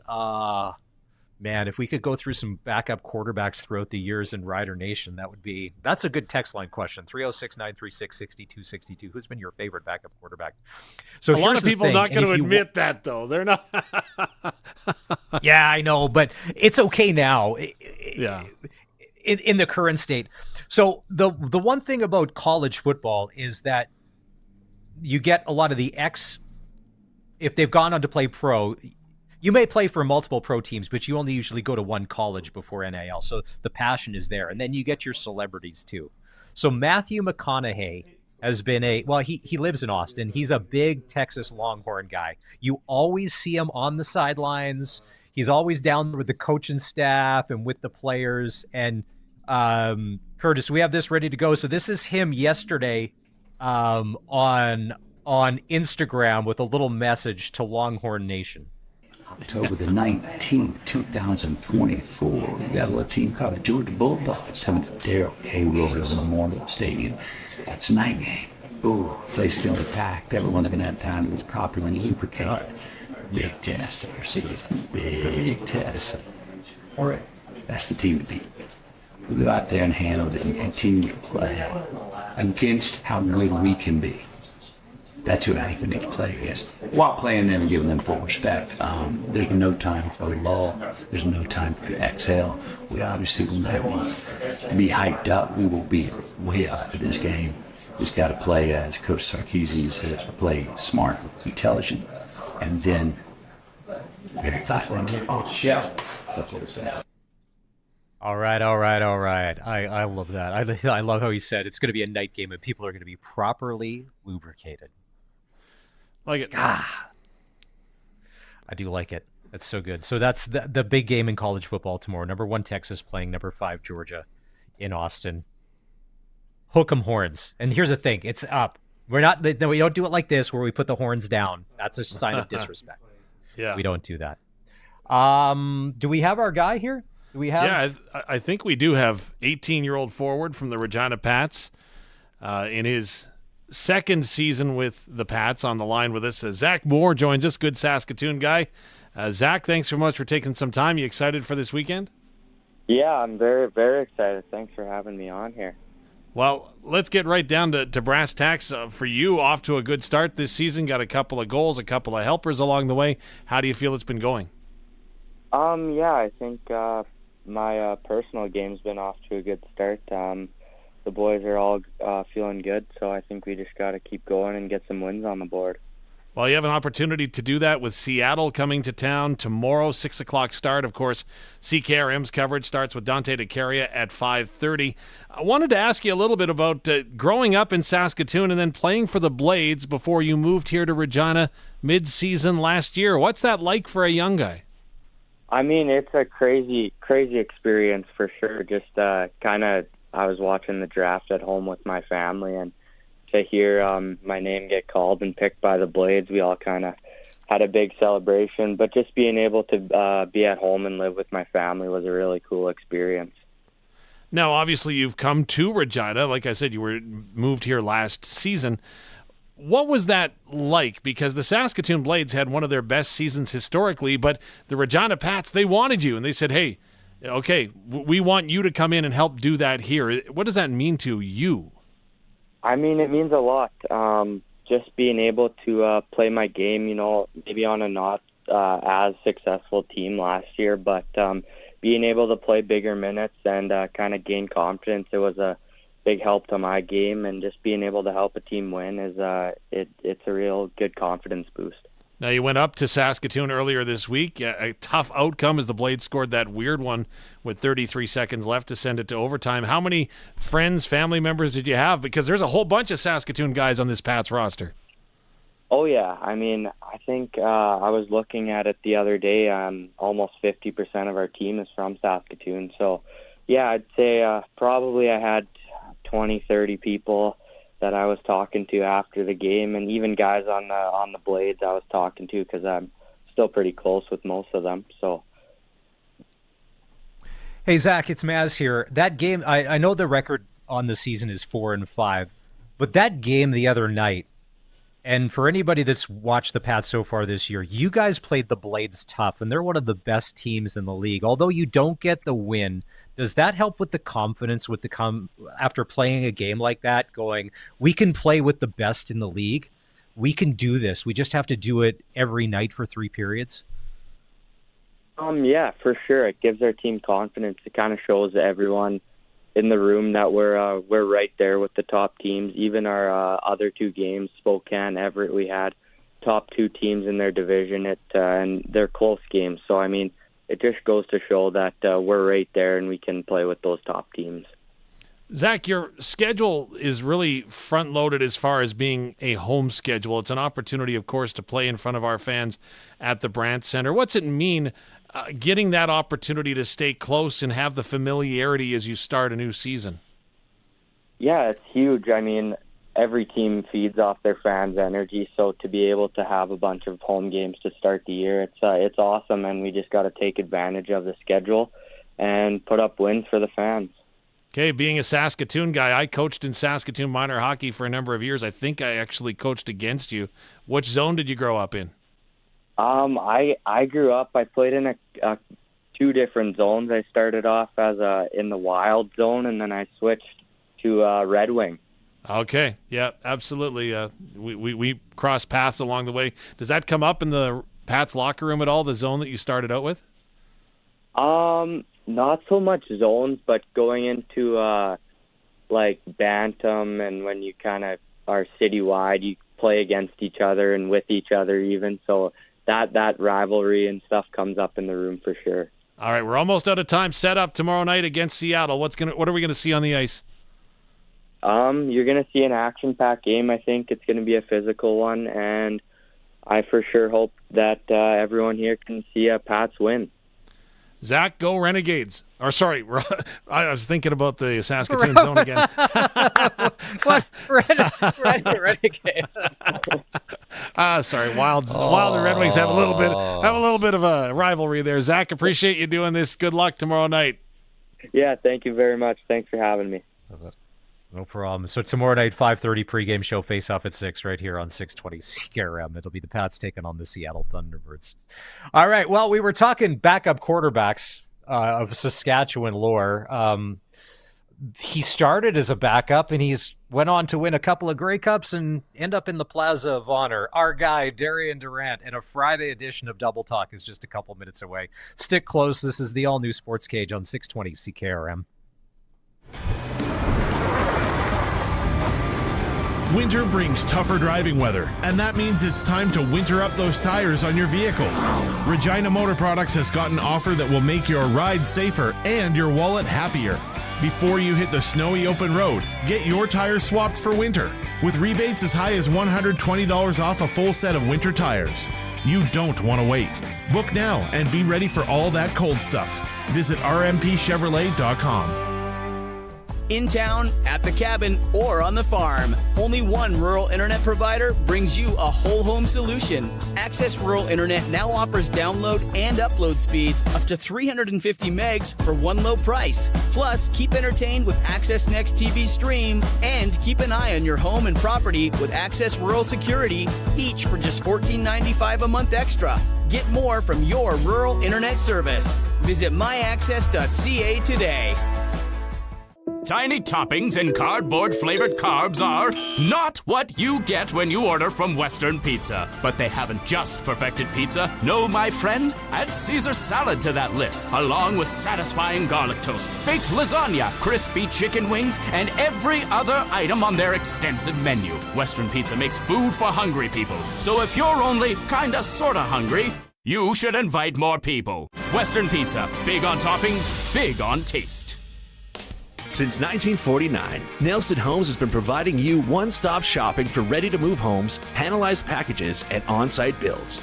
Nelson Homes' team of authorized dealers all over Saskatchewan would be happy to help you turn your dream home into a reality. In the Whitewood-Moosomin area, call Richard and Patsy at R. Thompson Construction, or call 1-800-661-6534 for more information. Nelson Homes, trusted quality and service since 1949. Husqvarna wants you to remember when you were a kid, watching Switchback in the nice warm house while your parents were outside shoveling snow. Make it quick, I'm watching Switchback. Well, now that you're the adult and shoveling snow is still a drag, get yourself a Husqvarna snowblower from the local team at Prairie Land Rentals. This is no big box store.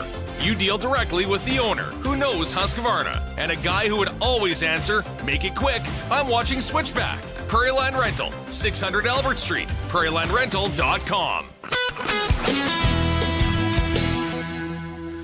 Good evening. It's mostly sunny and it's 14 degrees in Regina. I'm Corey Atkinson from the Harvard Media News Center with 620 CKRM News for Echo Sound in Fort Qu'Appelle. Stay connected with a new cell phone from Echo Sound. Call 306-332-6711. Time is running out on the election campaign with voting week starting on Tuesday.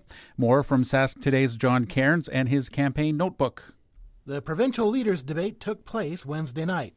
The Saskatchewan legislature was a venue as Scott Moe and Carla Beck faced off. The NDP platform moving forward is $1.1 billion, which is actually a cut to what the record of the Saskatchewan Party has been the last 4 years.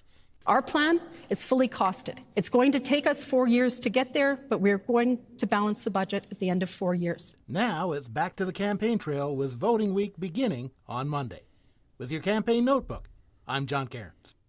Meanwhile, the NDP is demanding answers from Saskatchewan Party leader Scott Moe after his comments about banning biological boys from using school change rooms with biological girls, referencing a complaint involving 2 children.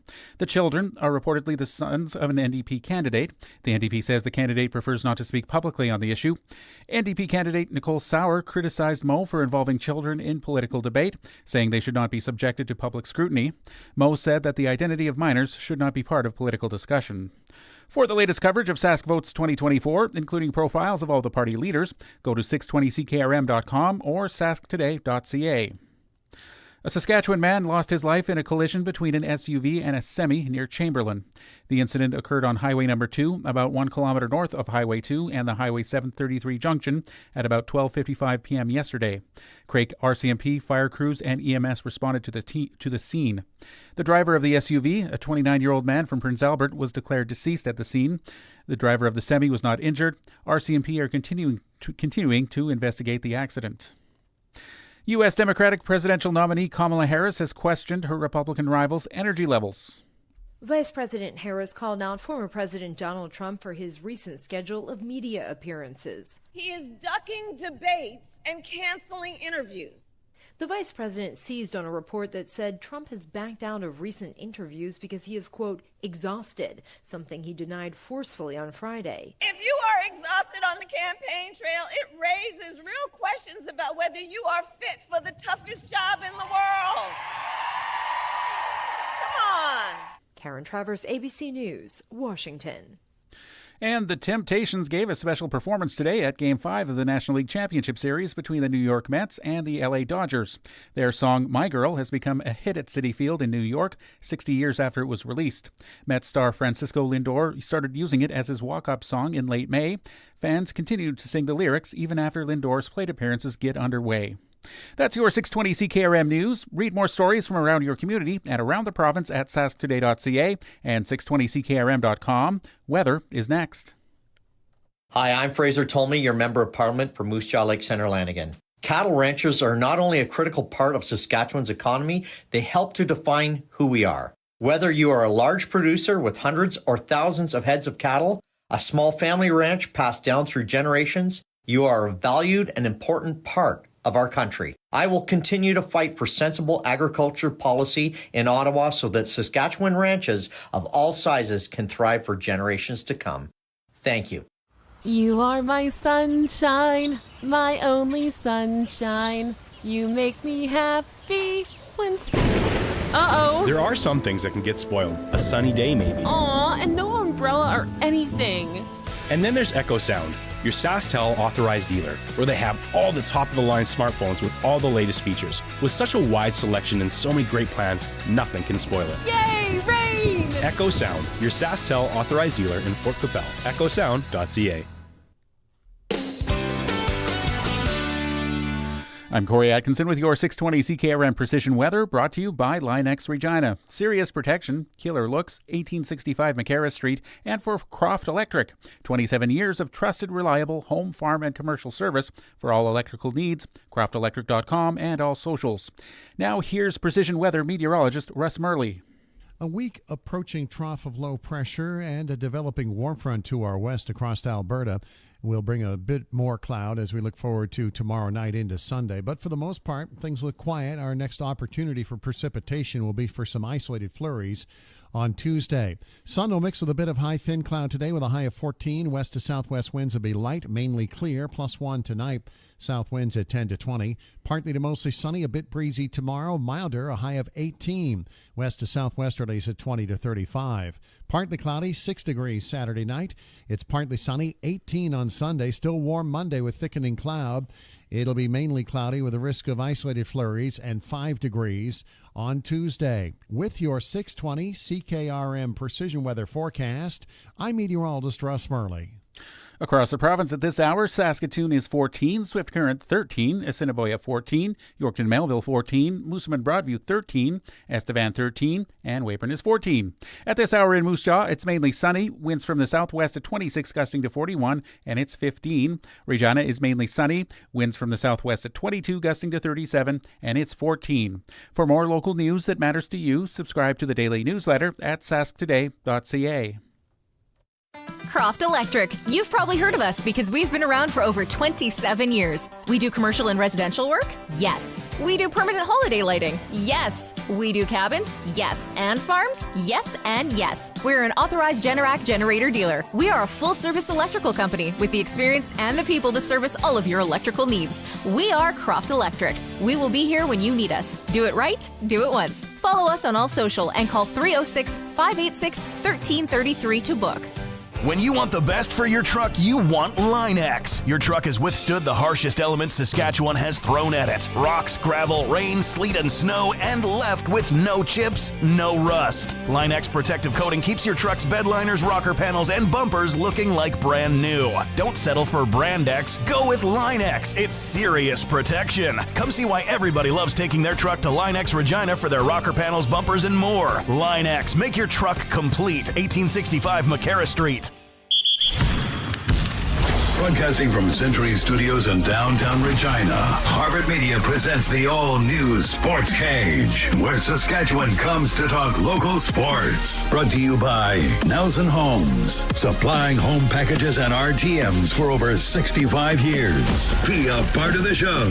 Call 1-866-767-0620 or text 306-936-6262. The all-new Sportscage. Streaming at sportscage.com and on the radio at 620 CKRM.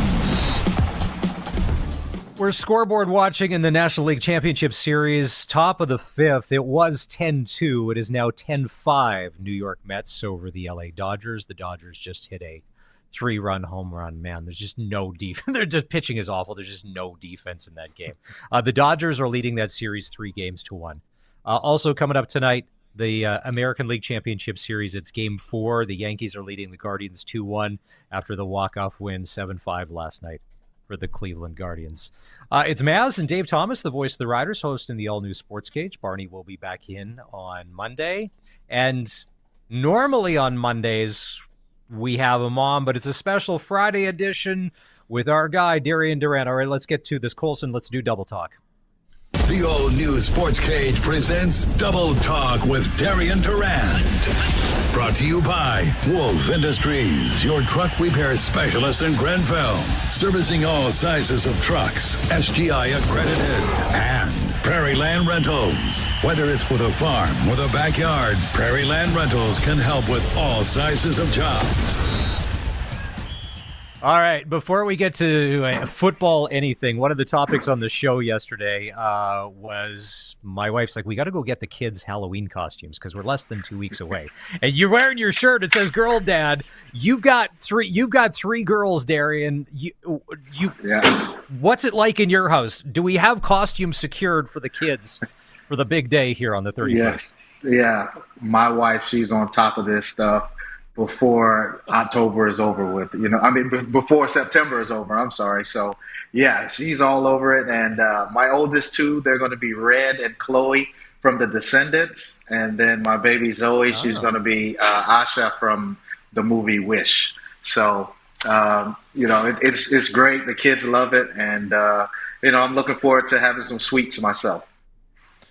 Now, are you one of those Yeah, well, I was just going to say, are you one of those guys that walks around, or do you stay home and hand out candy? Like, what's your role on Halloween? Are you like the guy, hey, Dad, hold this, the bag's getting heavy? No, I walk around. I walk around because they're so young right now, and they need as much chaperoning as they can get. So, and also, you know, the way it is here, a lot of families just leave the candy outside the door. So it's like a free-for-all, and after 2 or 3 houses, they have a bag full of candy, so they need my help. So, yeah, that's how it is.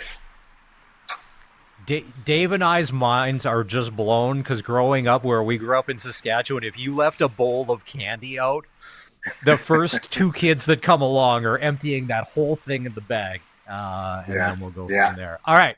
Enough Halloween. Dave, Plaza of Honor question, fire away. It was a big weekend for Darian last week. First, I guess speaking of wearing things, Plaza of Honor ring. It was pretty cool. Are you wearing it? Have you put it with the Grey Cup rings? Where's the Plaza ring? Yeah, it's right there with it, man. When I after the induction, I had a small autograph session pre-game, and just to see the ring right beside my Grey Cup ring, man, it was awesome. You know, when I had no idea what to expect coming into the week, and when I got there, just, man, the Riders just treated me just so first class, and they laid everything out for me and my mom, and you know, thanks to Craig and the whole staff for just showing me so much love. And the event itself was awesome. You know, it's kind of nerve-wracking getting up there and speaking in front of your peers and you know, a group of people who watched you play. But once I got up there, I usually start sweating as soon as I get on stage. But this time I was cool. It was more of a sentimental moment for me, just thanking everyone who was responsible for, you know, my path, my sports path in life, and just so grateful to finally get into the Plaza.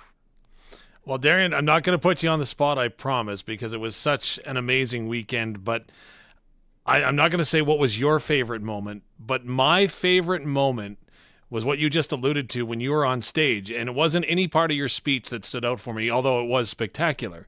It was looking over and seeing your mom.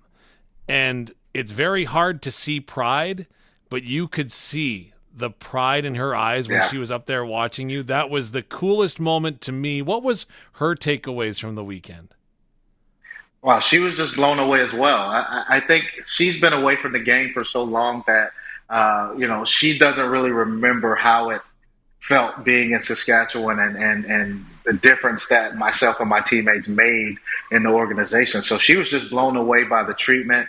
And then I think once I got into my speech, and, you know, this is the first time she's heard some of the stories that I told, especially the one about my older brother, who was the best athlete in our family. You know, he got kicked out of college at the age of 19, and the devastation that she went through. And I never expressed to her, you know, how the look on her face made me not want to disappoint her ever again in life. So I think hearing, you know, from the bottom of my heart what she meant to me and everyone that played a role in my path, it was just special for her as well.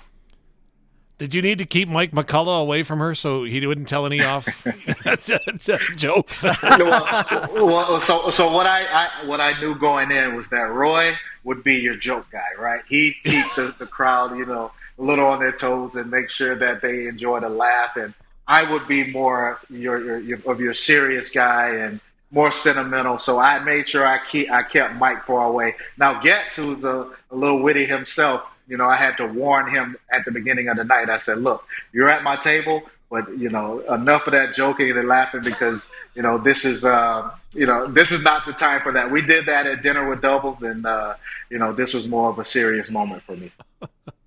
Mike McCullough was showing Darian's mom his flip phone. It's amazing technology that came out in the year 2002. Yeah, and it went from there. Yeah. So there's a couple of things.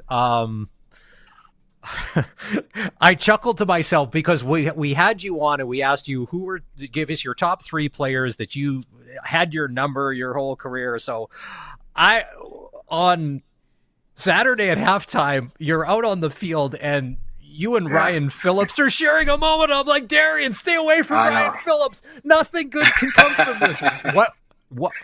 If you can share, what was the exchange there? Because it looked like there was some kind words being shared. Yeah, you know what? Myself and Ryan, even though we had our battles and he's one of the probably the toughest defensive back I've ever played against, our careers ended with BC and Saskatchewan respectively the same year. So we both traded to Montreal the same year. So that's when we began talking a lot more. We became closer. We became good friends. And, now he was my teammate, which is crazy. So, it was great just sharing a moment with him because he's seen my career from the beginning. And, he just told me that I deserved it. I was a hell of a player.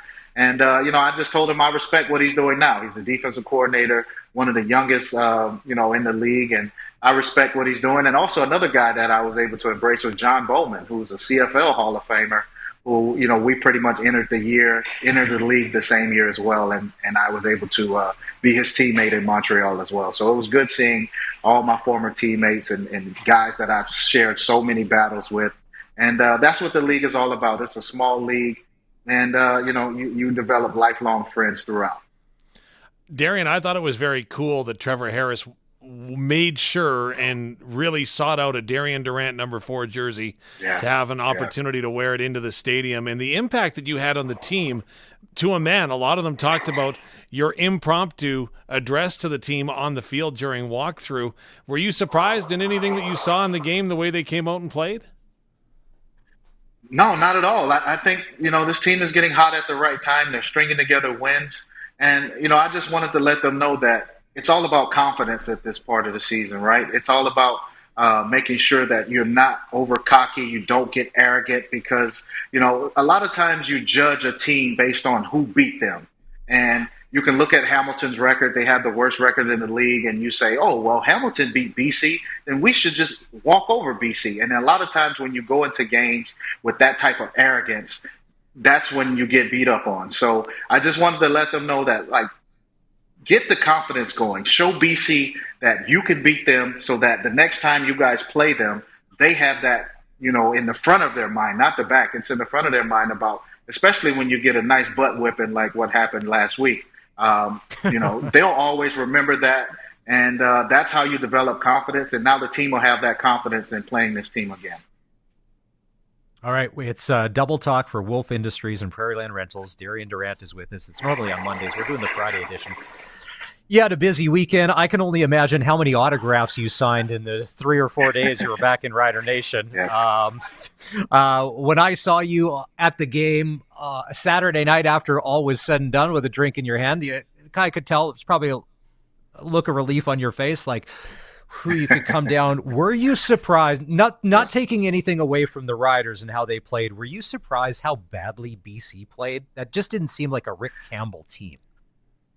Yeah, it didn't. And I think sometimes when you see, one of the first plays of the game, you throw an interception and it hits your guy right in the chest, it bounces off his foot, and it goes back for a touchdown, you can say that, it's just not your day. And, I think that's what happened with BC. And I think another thing we have to discuss with BC is just how, I'm speaking from my perspective only, but how terribly they managed the quarterback situation. I think you have a guy like Vernon Adams who was playing at an MOP level, for him to lose his job and, in that fashion.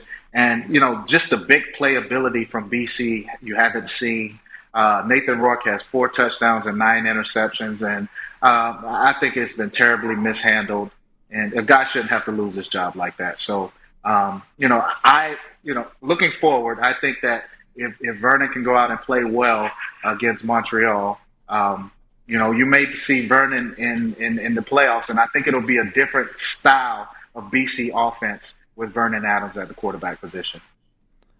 Darren, I don't want to be negative here, but you've lived firsthand when an organization has brought in a quarterback late in the year. You've been there, and that can have so many different ramifications. Are you seeing any similarities to what's happening in BC to what you experienced here? Absolutely, and it doesn't just affect the quarterback; it affects the entire team. You spend all the training camp building chemistry. Even in the offseason, Vernon flies everyone out to Seattle. The receivers, the running backs, they spend a week or two together. They train together. They build this chemistry and camaraderie that it really matters when you get in crunch time situations and games. And I think that you can just see the body language of the receivers. You look at Hollins and McGinnis, early on, they were 1-2 in the league in receiving yards and the stats that they were putting up. I saw a crazy stat which said that Vernon Adams only has 35 more completions than Nathan Rourke, but has over 800 more yards than him. So you could the big playability that the chemistry that these receivers had with Vernon Adams, it just got all messed up when you just throw another quarterback in there. Well, yesterday when we had Glenn Suter on, there was a lot of talk about the Vernon Adams and the Nathan Rourke, and I'm like, yeah, that's two guys, but what about the other 41 guys on the roster and the practice roster? It's so much bigger than that, and you could tell.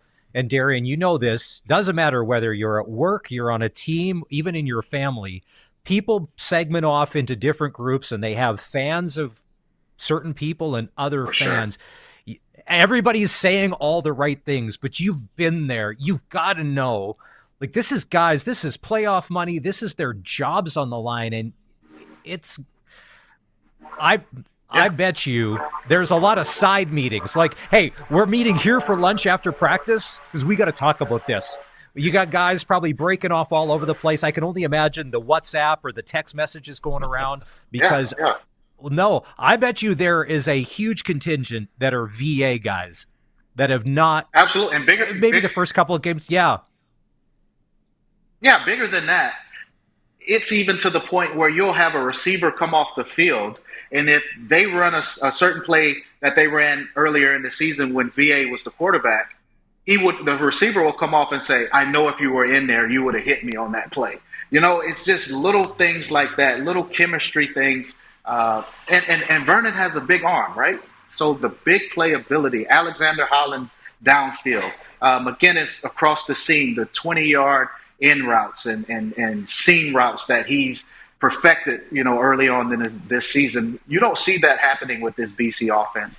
And yeah, you mentioned it. When it comes to guys' livelihood and the money that they make, and teams that win stay together. And the only way to have a long career is to have success if you're not just an extraordinary athlete. So everything goes hand in hand, and your quarterback it's one of the the most important positions on the team. And if you don't have that chemistry with your receivers, then everyone loses, and that's how everyone loses their jobs as well. Darian, you have to give credit to Vernon Adams Jr., though, publicly, right? He has said all the right things and done the right things, but I would submit that it's got to be eating at him inside, right? When you're watching and saying, I could do that. How do you go ahead and make sure that those emotions don't consume you and they don't eat away and deteriorate who you are? Yeah, Vernon's just been the ultimate professional. I think even with my time with him, when I was traded to Montreal and he had a little success, and then Montreal brought me in to be the starter and then give him a shot, and then he was traded to Sask, and he's been, team to team. He's been through it. So for him, for these things to have happened earlier in his career, he knows how to handle it as a veteran. But, when you're 31 years old and you know that your clock is ticking and you're finally starting to have the type of success that could possibly lead you to a MOP, if you look at the numbers, he would have had better stats than Bo at the moment and with more wins. So, the way he's handled this situation has just been amazing. He's just the ultimate pro, and my hat's off to him because I don't know if I could be as gracious as him, especially with the production that he had early in this season. Well, one of the videos going around on social media, and I saw this during the football game last week, is the guy leading the team in the pregame, getting them all fired up, jumping up and down and doing the dancing. It's Vernon Adams Jr., and he wasn't playing. And Nathan Rourke is nowhere in the shot with the rest of the guys. And even, like, BC fans are going, why isn't our starting quarterback the one? Like, Darian, when you were the starter for the Riders, they probably didn't go to the third-string guy that's been on the practice roster for 2 weeks to huddle the team before the game to give, whatever words or to break them down. It just seemed really weird. It's like he's the leader of the team still. He doesn't get any reps. All right. So tonight in Hamilton, Calgary, Hamilton, it's going to be a quarterback carousel offseason. You've got nobody knows what's going on when it comes to the Calgary Stampeders. Matthew Schultz is going to play. Bo Levi Mitchell, who has been benched, who could be MOP type numbers. He's not going to make the playoffs.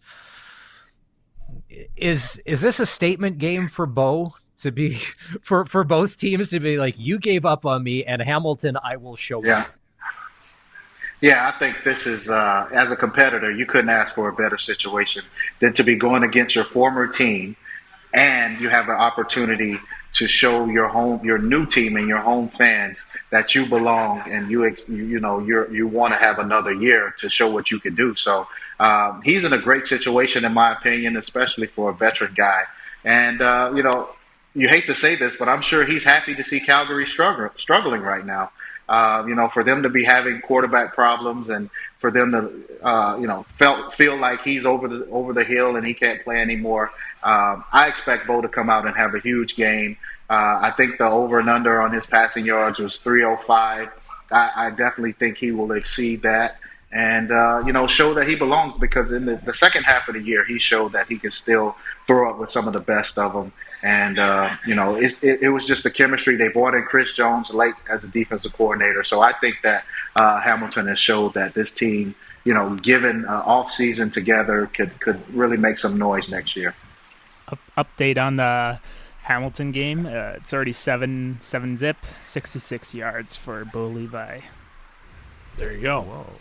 There you go. Stat guy Curtis jumping in. It's been kind of sad watching the Ottawa Redblacks crumble down the stretch here. A lot of people think that they will end up losing to Toronto tomorrow, which means they will not have a home playoff game. They will play Toronto, and the Toronto is going to win the East semifinal. Do you see anything in the Redblacks to make you think that they're going to win one of the next two football games?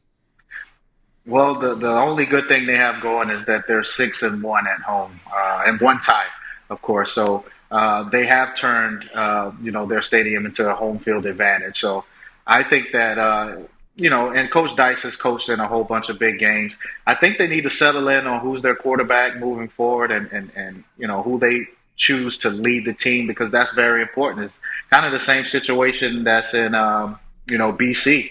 Guys feel for Masoli and know that he has the experience and want to see him play. But Drew Brown showed earlier in this season that he can get it done, and he can play at a high level. So, it's a tough situation. I still think Toronto is the better team, but, anything can happen, and Ottawa's at home. And, the least that can happen is, we're going to get a good game. That's the main thing. And I'm excited to see what happens with that game. Darian Durant, here in Saskatchewan, the Roughriders are on a bye week. I'm not sure if a late season bye week is a good thing or a bad thing, but I am fascinated by what the approach of this team might be next week, because they will know before they go on the field, but not before they go on the field, if you know what I mean, as to whether or not they've still got a shot at first place in the West Division. Also, you want to make sure that you protect the players, because you don't want anybody getting injured going into the playoffs, a game that you know you're going to host, but also you want to make sure you're continuing rolling. How do you balance all of those? Yeah, it's a tough thing to balance, and I think that when you're only dressing 42 or 44 guys, you can't have backups for every single position. So some of your key guys are going to have to play regardless. So, but it's good that they can find out beforehand what their situation is. I was thinking back to the BC game this past week, and those hits that Trevor took, late in the game when the game was over. You don't want to see that, and I'm sure that Coach Mace will do a good job of protecting Trevor, if Winnipeg wins and there's no chance of them locking up the Western Final. So we'll see how it goes. And it's just a fine line that you have to play, on both sides. And, it's a tough situation. But if there's anyone you have to protect, it's Trevor Harris. He's hot. He's over 75% over the past 4 games. And, he's a guy that you can't afford to lose right now. I know the competitor that you are, So if you go ahead and you're preparing for this week, number one, how do you prepare? And number two, what would you have wanted to do if you could put yourself in the spot of Trevor Harris? Well, first of all, I would have wanted to come out of that BC game a little bit earlier, or we run the ball late instead of me taking those hits. But if I'm Trevor, you know what? You don't want to get rusty when you're firing and you're clicking, and the game is slowed down for you like it has for Trevor. You know, you want to get as many reps as you can with the guys to build that chemistry. And hopefully it's cold and it's windy, and you can get a playoff type atmosphere preview going, so you can get a feel for what it'll be like. So, like I said, it's hard to say, but if I'm Trevor, I want to play at least a half. If there's if it's a meaningless game, I would want to get a half in. Continue to build that chemistry and get those reps going, and then rest up and get ready for the West semifinal, if that's the case. And if I'm one of the receivers, I'm telling you as the quarterback, we're only throwing out routes. I'm not running across the middle. You're nuts. I'll fake a leg injury, a hammy. I'm going to go down and I'll be on the bench over there. Yeah. But I am not doing 7 yards across the middle. Okay? Absolutely. Michael, absolutely. Coaches have double game plans, right? They have a game plan for if they really need the game, and they need certain plays, and if the game is out of reach and the backups need to play, they have a certain game plan for that as well. Do they have a game plan as well when it comes to protecting their playbook, i.e., I don't want to show too much late in the season, even though you've already played 17 games? See, I think the problem with this is going to be you're playing against Calgary, right? You're playing against a team who guys are fighting for their pro lives right now. So, there may be some dirtiness, there may be some chippiness, some late hits. It would be different if you're playing against a team that already clinched and they're resting their guys. But when you're playing against a team where guys are fighting for their jobs and their livelihoods, you never know what to expect. So I would definitely want to protect Trevor in these situations, especially against a team that has nothing to lose. All righty. It's Double Talk for Wolf Industries and Prairieland Rentals. Darian, as always, we'll wrap on this. A quick NFL note. Do the Minnesota Vikings stay undefeated, or did your brother played for the Lions, didn't he? For a bit, didn't he? Yes, he did. He did 3 years in Detroit. Do Dan Campbell and the Detroit Lions knock off the Minnesota Vikings this week? Man, if I was a betting guy, I would say yes, just because they're battle-tested. They've been in NFC championships, and what they went down to Dallas and did last week to the Cowboys was just embarrassing for the Cowboys. So if I was a betting man, I'd put my money on Detroit. But Minnesota's hot, man, and they're looking good. So it's a tough one, but I'm looking forward to a good game. That's what it's all about for me. Two of the best teams in the league going at it, and it's going to be a good one. Well, and it's crazy that Jerry Jones, it was such an embarrassing blowout. I don't know if you heard it. I think we have the audio. We'll play before the end of the show. Jerry Jones on his radio show the next day threatened to fire the radio guys like us who they pay to ask the questions because they asked about the game and how bad it was. That's how bad things are in Jerry world these days. I don't think he's going to win GM Executive of the Year in the NFL. It's 3 decades of Jerry running this thing into the ground, and that was a tough football game to watch. Just all around. That was a tough football game to watch. All right, my man. We'll let you get back to being a girl dad, as always. If you've missed any part of Double Talk, you can always catch the podcast at sportscage.com. We're going to take a break, and when we come back, we're going to chat with Brendan McGuire, who's the voice of the University of Regina Rams. They're in Regina tomorrow to take on the U of S Huskies. We'll get a little game preview from BMAC in just a couple of minutes. This is the all-new Sports Cage on 620 CKRM. The all-new Sports Cage is brought to you by Busy Bee Doors. Busy Bee will repair or replace your residential or commercial garage doors so you don't get stuck in or out. Catch the buzz. Busy Bee Doors, the garage door specialists. Rider Nation, the all-new Sportscage is bringing you Cooperators Rough Rider football like never before. Now, for every home game, you can watch the Rider Radio live stream on our Sportscage YouTube channel. Saturday, October 26th, the Riders take on the Stampeders. The live stream starts at 2 with Countdown to Kickoff, brought to you by Croft Electric. And we wrap up the game with a Sportscage Radio Roundtable, brought to you by McDougall Auction. Subscribe to our YouTube channel at sportscage.com. And don't miss a minute of our Rider Radio live stream. It's been a long day. I don't want to cook. Oh, I'm going to surprise the family with a pizza night. Oh, I'll be a hero. My family might actually pick me up in celebration and carry me around the kitchen, and they'll chant my name, and I'll be celebrated until the end of time when I... This isn't Western Pizza. I thought you loved us. Don't pizza fail. Get what they want. It's gotta be Western Pizza. Big on toppings, big on taste. And get it hot and get it fast. Western Pizza. Since 1949, Nelson Homes has been providing you one-stop shopping for ready-to-move homes, panelized packages, and on-site builds. Nelson Homes' team of authorized dealers all over Saskatchewan would be happy to help you turn your dream home into a reality. In the Saskatoon area, call Kurt at Canadian Timber Homes or call 1-800-661-6534 for more information. Nelson Homes, trusted quality and service since 1949. Sask Lotteries has 50 years of winning behind us. And you know what that means? Lots of winning numbers. Numbers like over 1,200 organizations funded and 12,000 plus groups supported. $6 million given away annually in community grants. And the winningest number of all? $1.4 billion given back to the people of Saskatchewan through sport, culture, and recreation.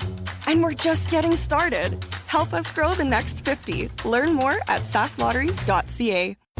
Hi, this is Stephen Art from the Tire Stewardship of Saskatchewan. We're the ones responsible for recycling your tires. We're a non-profit corporation that was established to serve as the scrap tire recycling program operator in Saskatchewan, approved by the Ministry of the Environment. We're responsible to all stakeholders, including consumers who pay the tire environmental fee, the collectors, the Ministry of the Environment, and the people of Saskatchewan. Visit tssk.ca to see how you can recycle your tires. The luxury of Mercedes-Benz has never been more within reach with the fall demo event at Mercedes-Benz Regina. Save up to $32,000 on select models like the luxurious EQE 350. Get the premium performance and elegance Mercedes-Benz is known for, but with unmatched value when you choose certified pre-owned. Take advantage of the opportunity to experience the Mercedes-Benz you've always dreamed of, without compromise. Book your test drive at Mercedes-Benz Regina. Get your equipment out of the rain and snow and under the roof of a new storage building from Olympic Buildings. Have a warm, dry place to work and keep everything out of the cold. Olympic Buildings. Buildings to meet your budget. Visit olympic-buildings.ca. Welcome back to the all-new Sportscage. Get social with us. Follow us on X at Sportscage. Watch our video stream at sportscage.com and always on the radio at 620 CKRM. All new Sportscage scoreboard, National League Championship Series. What are we going into the seventh inning here? It's the Mets 11 and the Dodgers 6. The Dodgers have it in them to come back. Anyways, I still think being down 3-1 and they got to go back to LA, it's going to be tough for the Mets to mount a comeback. First pitch in the American League Championship Series goes at 6:08 tonight. Guardians and Yankees. And in the CFL, Bo Levi Mitchell is 8 for 9 for 107 yards, 2 touchdowns late in the first quarter. It's the Hamilton Ticats 14, the Calgary Stampeders no score. In the Bo Levi Mitchell, you shouldn't have never dumped me, you should have never benched me revenge game, according to Darian Durant. I love doubles. I love talking to him. Just such a good dude. If you missed any part of Double Talk with Darian Durant, you can always go back and listen to the Sportscage podcasts. You can find them on Spotify, wherever you find your podcasts, and you can get them at sportscage.com. All right. Tomorrow is a Saskatchewan grudge match when it comes to university football, and we're bringing in this guy because he's going to have the game. The University of Regina Rams and the U of S Huskies tomorrow, 12:45 here on CKRM, 1 o'clock kickoff. We bring in voice of the Rams, Brendan McGuire, on the Western Pizza guest hotline. First off, Mr. McGuire. Oh, did you guys do the trip early? But okay, first question. First season calling Rams football. How's it been so far?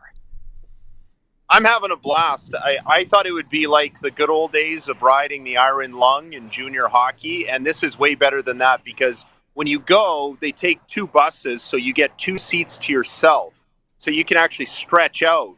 Not like when you get on the bus with the Weyburn Red Wings or Estevan Bruins or Windsor Spitfires where they scrunch 2 seats together. So it's been great. It's like I get the glory of doing a broadcast and going to places like Calgary and Winnipeg, which doesn't sound all that fancy, but when you compare it to, I don't know, Kindersley, Flin Flon, Larange, it's pretty good. So I have no complaints. Speaking of the bus, there's 3 towns that just went under the bus, according to Brendan McGuire. So you guys are up there. It's a big game tomorrow. I mean, the Rams, playoffs, everything. The Rams need to beat the Huskies tomorrow. But it's not that easy. What are the Rams going to have to do to beat a U of S Husky team that started slow, but they seem to be going in the right direction as we come to the end of the season here? You wouldn't think a 3-3 team against a 2-4 team would be a primetime matchup, but when you're the broadcaster, you try to frame it any way you can. And the Huskies have probably the most dynamic offense in Canada West, and the Rams, I would say, probably have one of the top 2 defenses. So that's one way of looking at it. The Rams have never swept the Huskies before in 2 regular season meetings. They could be first. They could make history. And I chatted with John Ryan earlier today, which you'll hear on the halftime of the broadcast tomorrow. But we remembered that when the Rams went to the Vanier Cup in 2000, their record through 6 games was 2-4. So maybe there's a little bit of life there. I think more than anything, the Rams have to keep Riker Frank, the running back of the Huskies, in check. They did that in week 2 of the season. And Frank has been the foundation of that Husky offense. When they get that run game going, and Dave knows this about the Huskies, that's been their DNA for a really long time. That's when everything else opens up. And because they couldn't get him going early in the season, that's why they were struggling. I do wonder if the Rams need to channel some of that good feeling they had the first 2 weeks. When we went into Calgary, they had over 7,000 people there because it was the new student orientation night. It was their home opener. So there was a big crowd. There was lots to play for. And then in week 2, it was the home opener. The weather was perfect. Lots of people came down from Saskatoon. There was another big crowd, and they pulled out a victory that night too. They haven't really played in front of an audience like that since. So this will probably be as reminiscent of those first 2 games as far as the atmosphere, especially since the last time I checked the forecast, it's actually supposed to be pretty nice, and there should be a big crowd. They're not going to have their number 1 quarterback, Owen Sieben. They still haven't ruled him out for the year. But it's Noah Peltier again, and I think they're just going to have to look at that blueprint from week 2 and try to duplicate that again. Brendan, the outside-looking-in synopsis that I'll provide is in week 1, to me, the Regina Rams rallied around the fact that they had lost their quarterback and they came to play for Noah Peltier, and they really seemed like a solid group. In week 2, despite facing adversity and a charge mounted by the Saskatchewan Huskies, I thought this team had found their confidence and their voice, if you know what I mean. Since then, has this team kind of lost a little bit of that confidence, or where is the confidence level of the Rams at? 100%. That UBC game was like a dagger. I think they felt like they had it in their midst, and that was a turning point for both teams. UBC was 0-2. They hadn't been playing well. They had lost their 2 best O-linemen to the NFL, as you'll remember, and they were just finding themselves a little bit. So they came into Regina 0-2. The Rams were 2-0, feeling great, and there were 2 costly turnovers late. There was the 1 fumble by Javon Garwood, and then there was also the strip sack fumble as well, and they ended up losing. I think it was 14-12 was the final, and you know how that feeling is. It's almost better to get blown out than to lose like that. And it just seems like that took the wind out of their sails because they had it in their midst and they just haven't been able to recover since. But more than anything, the offense has to score more points. They've been averaging 12 points a game. They were gifted pick 6 early in the game against the Dinos and still weren't quite able to pull it out. more than anything, they have been, you think of what stat, are they not running the ball well enough? Are they not passing the ball well enough? And there's probably some of that. The passing game is not what it needs to be. But more than anything, they're just not getting the timely play when they need it. I didn't check, I don't remember the stats from the last game, but the 3 games before that, the opposition was averaging 8 more first downs than the Rams were. And it's not that their defense isn't playing well. There were times that they couldn't stop the run in Edmonton. There's times where they just couldn't get off the field. But overall, it's been the Rams' inability to sustain drives and get that extra 5 yards, 3 yards, whatever it is, when they need it. They're just not finding the sticks, particularly on second down. Brendan McGuire joins us on the Western Pizza Guest Hotline. He's the voice of the University of Regina Rams. Tomorrow taking on the Huskies. We're going to have the pregame show on 620 CKRM at 12:45, play-by-play at 1. It's funny, you mentioned wind and blown away. To me, and the UBC game was tough. The Wind Bowl in Regina a few weeks ago when they were taking on where, like I said, not scoring points. First of all, for anybody that wasn't, describe how windy the conditions were that day at Mosaic Stadium. Because that was some of the craziest weather, I think, for anybody to play a football game in. I realized when my daughter's little playhouse blew from one side of the backyard to the other that we were in for something unique. And people were asking me, are they even going to play this game? And I knew they would if they could, right? Just logistically. And the wind was supposed to stay high all day long. It's not like you could delay it a couple hours and then get it in under any better conditions. First of all, I'm going to say it was a real tribute to the engineering of the stadium, because if that game had been played at Old Taylor Field, that would have been unbelievable. It might have been a joy to watch just how unique it would have been, because you'll remember for a long time, those end zones were wide open and it was built kitty corner. One end zone was to the northwest, which is where the wind comes in at its strongest. And whereas this stadium is built into the ground, it's north-south. And when I was in the parking lot, there were people literally falling over. It was that bad. And I was trying to shut the door on my car. It was a struggle. Once you got into the park, it wasn't bad.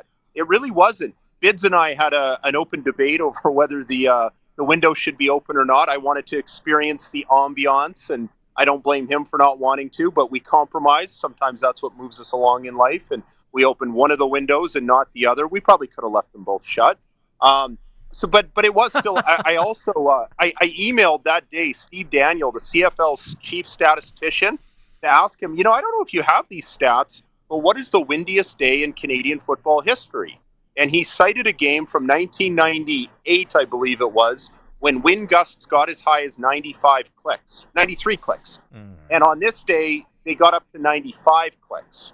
So was it the windiest day in football history? Maybe. Was it the windiest game? Definitely not, because of the way the stadium was engineered. And it's a tribute to both teams that there were so many points scored. I think everybody was surprised. It wasn't a high-scoring game, but 23-20 in those conditions, I thought was pretty remarkable. Well, I get that it's 2024, and it's been a while since I was in university, but back in my day, there were lots of people that were falling down after football games, but that's neither here nor there. I know. I do want to ask you, though, about the front seven defensively. I know that Coach McConkey took a lot of pride in his offseason recruiting and bringing in some guys that were a little bit older, a little more experienced that could go ahead and provide some pressure and some stability on the defensive side of the football. How has that gone? Well, just talked to our good pal Vincent Donaldson, who works with the defensive backs, and he just raves about the pass rush, particularly Tarek Polius. And there's no bigger fan of him than I, because as the broadcaster, I learned in week 1 that his nickname is Cookie. So who's been waiting for 50 years since Cookie Gilchrist to say, looky, looky, here comes Cookie? And I got to do it a couple of times with the sacks that he got against UBC. So he's been a big pickup. And the other guy, and he's a Toronto guy who played junior football with West Shore Rebels last year out in BC. And the other guy they got was Praise Odigan. And those two wreak havoc along that defensive line. And, when it comes to a pass rush, people forget secondary coverage and pass rush. You can't have one without the other. So those guys, you look at the success of that secondary, it's largely because of the pass rush. And I'm glad you brought that up, Dave, because maybe their best defensive player overall, you could make the argument, has been linebacker Garrett Hatchard. and he's been out the last couple of games. He's the one guy coming back off the injured list for this game in Saskatoon. And boy, it couldn't come at a moment too soon. Yeah, I mean, they need him because they need this game Saturday. All right, he's Brendan McGuire. Brendan, he is the voice of the University of Regina Rams here on 620 CKRM. Brendan, we're going to let you go. Go to Fuddruckers and get a half-pound burger for me. Use the name Elvis P so they can announce that on the sound system. The Elvis P, your order is ready. Do that, and we look forward to the call tomorrow. 12:45 pregame show. It'll be Mr. McGuire and Derek Bidwell with the kickoff going at 1 o'clock. All right, man, the show has flown by today. We only got a few minutes left. We're going to take a break, and when we come back, we'll wrap. It's the all-new Sportscage right here on the home of local sports in Saskatchewan, 620 CKRM. Your Co-op Grow team are your local experts because we live here too. Our agronomic specialists stay up to date with the latest research and technology to help support your entire farm operation. Talk to our team for advice tailored to your farm's needs. We have recommendations to help you optimize your crop yield and quality while enhancing the health of your land. Co-op, we're all growing together. Here for your farm, here for your family. Learn more at coop.crs/farm. This is Mohammed Fayaz, your Saskatchewan Party candidate for Regina Pasqua. Premier Scott Moe and the Saskatchewan Party have a plan to make life more affordable for everyone. We will increase the graduate retention program for students, create new home renovation program for homeowners, increase the personal care home benefit for seniors, and cut income taxes for everyone. On October 28, let's keep our economy strong and our future bright. Vote Saskatchewan Party. The next item up for auction is entry to the Canadian Western Agribition. We'll open up with a bidding at $25. $25. Who will give me 20? $20 bid, 20. Do I hear $10 bid? Who will give me $10? $10. Who will give me $0? $0 bid, $0. Going once, $0 going twice. Sold for $0. Connexus members get free entry to the Canadian Western Agribition. Pick up your multi-day pass at any Connexus branch. Since 1949, Nelson Homes has been providing you one-stop shopping for ready-to-move homes, panelized packages, and on-site builds. Nelson Homes' team of authorized dealers all over Saskatchewan would be happy to help you turn your dream home into a reality.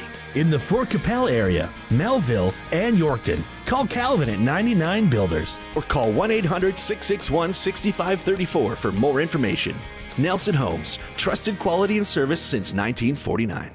The campaign is underway. Get your Saskatchewan election coverage with Sask Votes 2024 on sasktoday.ca. Comprehensive coverage of the issues that are important to you. This includes candidate profiles, meeting the party leaders, and live coverage of the results election night. A dedicated team of journalists in your community bringing you the latest on the race. You'll want to be right there with them because they're right there for you.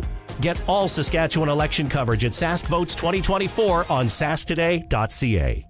Anytime you see something our listeners should know about, call or text us. 306-936-6262. Driven by Capital Ford Lincoln, Saskatchewan's #1 Ford retailer. CapitalFordLincoln.com on 620 CKRM. The all-new Sportscage. Watch our live stream at sportscage.com and on the radio at 620 CKRM. Bo Levi Mitchell is going off in Hamilton. It's 20-0. Bo Levi is 13 for 15, 231 yards, 3 touchdowns, 15.4 yard average. I think if things keep going well, he's going to break that 305 prop bet that they had up earlier today. I wonder if Dave Dickinson has noticed that at all.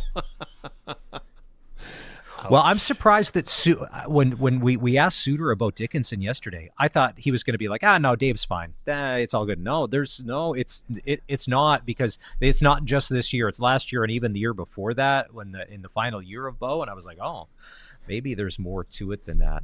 Make that 4 touchdowns. Wow. Stephen Dunbar. Aye, Poppy. 14 of 16, 237, 4 touchdowns. With 10 minutes left in the second quarter? Second quarter, yeah. Yeah, not second half, second quarter. Yeah. In the second quarter. The provincial election is in 10 days. Are you guys getting a lot of calls to your cell phones for political surveys and stuff? I just got one here. Not calls, they just but Colson got they himself left a him. text They and was complaining right before the show. Yeah, I didn't sign up for emails or texts. No, thank you. Wow. Well, no, and here's the thing. I don't know if you guys are homeowners, but Dave, have you ever been an election sign person in your front yard? We never have. Not as kids growing up, and not now. No, my dad was. My dad was an election really? sign guy back in the day, but it would change every election. So yeah, no. So who was it back then? I mean, the parties have changed in the people, but who did you guys support then? Back in the day, all of them. Seriously, like he would switch every election. Like, and it wasn't necessarily that's because of who he was supporting or anything, but he put up a liberal sign one day, put up a PC sign the next, and just to mess with people. Nice.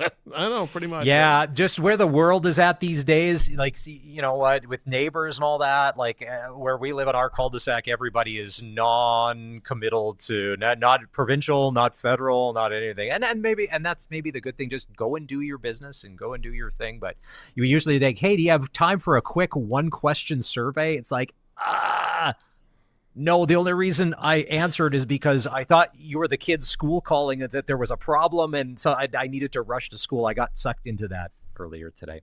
It's been a good couple of days here on the Sportscage. Barney will be back on Monday. Thanks to Dave, thanks to Colson, thanks to Curtis, thanks to you if you've been watching at sportscage.com, if you've been listening on 620 CKRM. And we are going to wrap with the Major League Baseball report and our own Mr. Baseball, Dave Thomas. I'm Dave Thomas, and it's time for your Major League Baseball report for Shore E Generators. Keep the power in your hands with an automatic standby generator from Shore E Generators, the standby generator experts. The final four teams of the Major League Baseball playoffs aren't disappointing. Let's start in the American League Championship Series, where the Cleveland Guardians scored a major Game 3 win last night to cut New York's lead in the best-of-7 to 2-1. The Yankees took a 5-3 lead into the bottom of the ninth inning. That was until Giankenzie Noel came to the plate with 1 on and 2 out. Oh my goodness! Big Christmas has tied it! The ultimate present under the tree! Oh my goodness! Giankenzie Noel! The biggest swing of his life! That knock sent the game into extra innings, and in the bottom of the 10th, David Fry came to the dish. Fry, deep drive, left field. Fry's watching. It is a walk-off home run. David Fry lights up the Cleveland night. David Fry continues to put his name in Cleveland's postseason highlight reel. And Fry says that Cleveland's belief in their dugout is now unwavering. Obviously, after they took the lead, it was tough, but we still felt like we had a good chance. It's kind of who we've been all year. We come back, and I mean, if there was a guy who can hit a big homer, it's Giankenzie, and golly, he did. The Guardians, who won that game 7-5, will host Game 4 in the series tonight. Over in the National League, the Los Angeles Dodgers, they're just one win away from being in the World Series, and they'll visit the New York Mets today to try to accomplish it. The Dodgers gave the Mets a 10-2 thrashing last night to take a 3-1 lead in the National League Championship Series. LA has outscored the Mets 18-2 in their last two games, and veteran Mookie Betts likes the way his Dodgers are playing no matter who steps up. I felt pretty good. You know, it's good to feel good. It's good to help the team. And pitching did amazing, keeping them off the board, really. So, you know, it was fun. That's the beauty of our team. It can change, but whoever's in the lineup is good, and they're gonna follow the plan. They want to win, and so that's why we are up 3-1 right now. Game 4 of that series is in Queens today. And that's the Major League Baseball report. For Shore E Generators, keep the power in your hands with an automatic standby generator from Shore E Generators, the standby generator experts. I'm Dave Thomas. Meet your new favorite shade of green. At Nick's Service, we offer the Fendt 500 Vario Series tractor that's tailor-made for your farm.